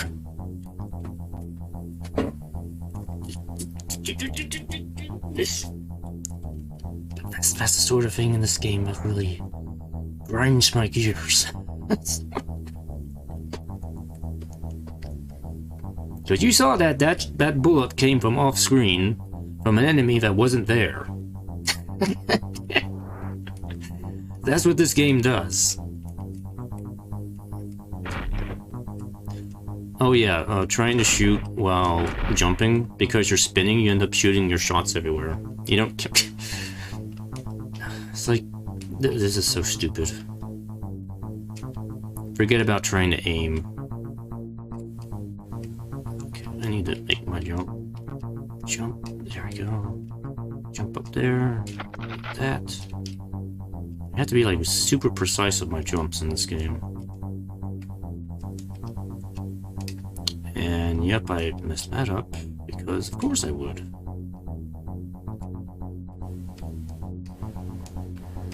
Because you think it's easy. Oh no, oh no, no, no, no, no. This is not easy. The jumping mechanics in this game are very clunky.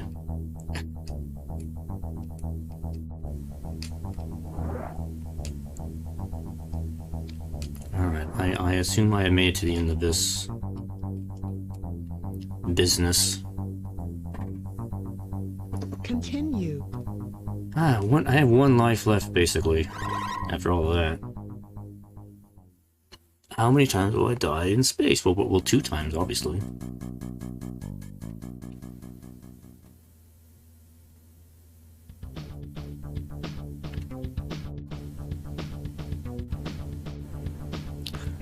Turbo lasers.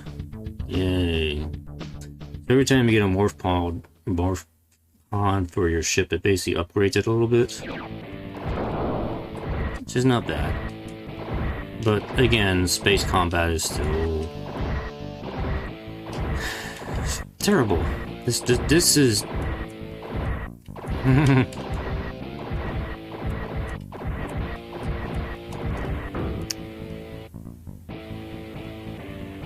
yeah.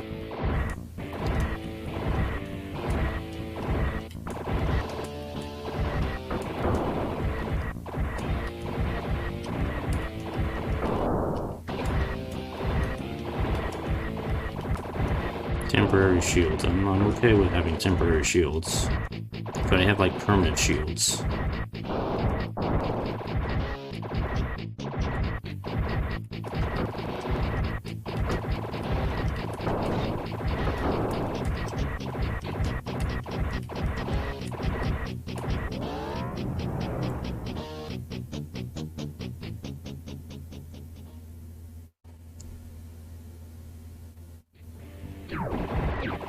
Oh, but wait, there's more. I died right away. You have to fight on the surface, too. With this insanity. Star Fox this is not.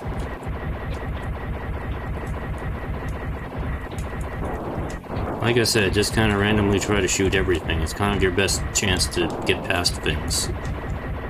Because if you can't shoot the enemy, they can't shoot you. And you'll at least maybe survive.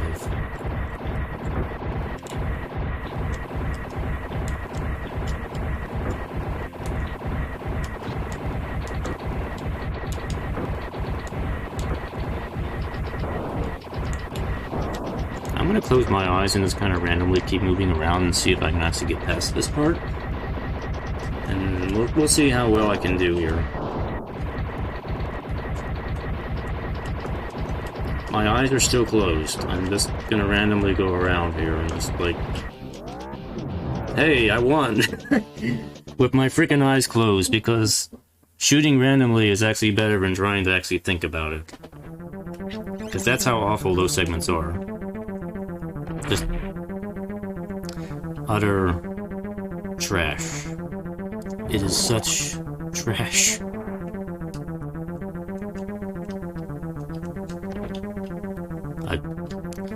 I died somehow. Oh, because there's a thing in there. Hope you enjoy these caves, because it's kind of... look at the way this stage is designed. There are secret passages behind the foreground, and you can't tell where you can go and where you can't go.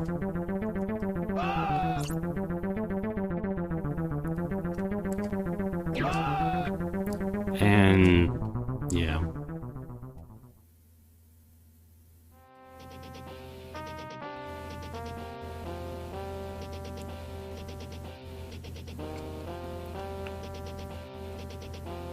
Yeah, that's all I can really take of Metal Morph. It's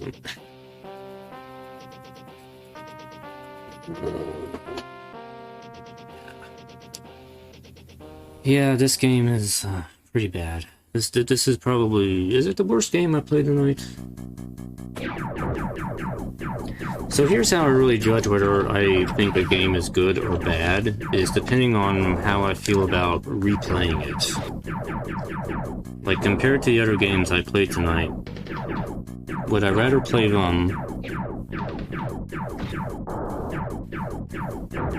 Probably so. I think Metal Morph is still the worst game. Or at least my personal worst game is still Metal Morph.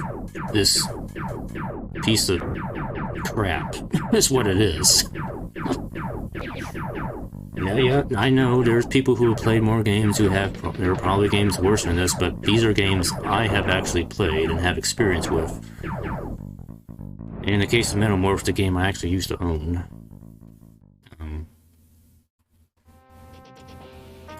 I'm pretty sure I destroyed the cartridge for this game, because that's how much I kind of hated this game, because it kind of actively pissed me off when I was a kid. This game. That's how bad it is. And it's like, oh, okay. But, yeah. So yeah, I think we're just gonna... We're gonna stop there for tonight, because we're getting to... This is a 3.5 hour stream. That's probably enough for tonight, so... Anyway, I hope some people will find this entertaining on some level. It's like... Yep, that's, that image is kind of how I feel right now. Like, oh boy.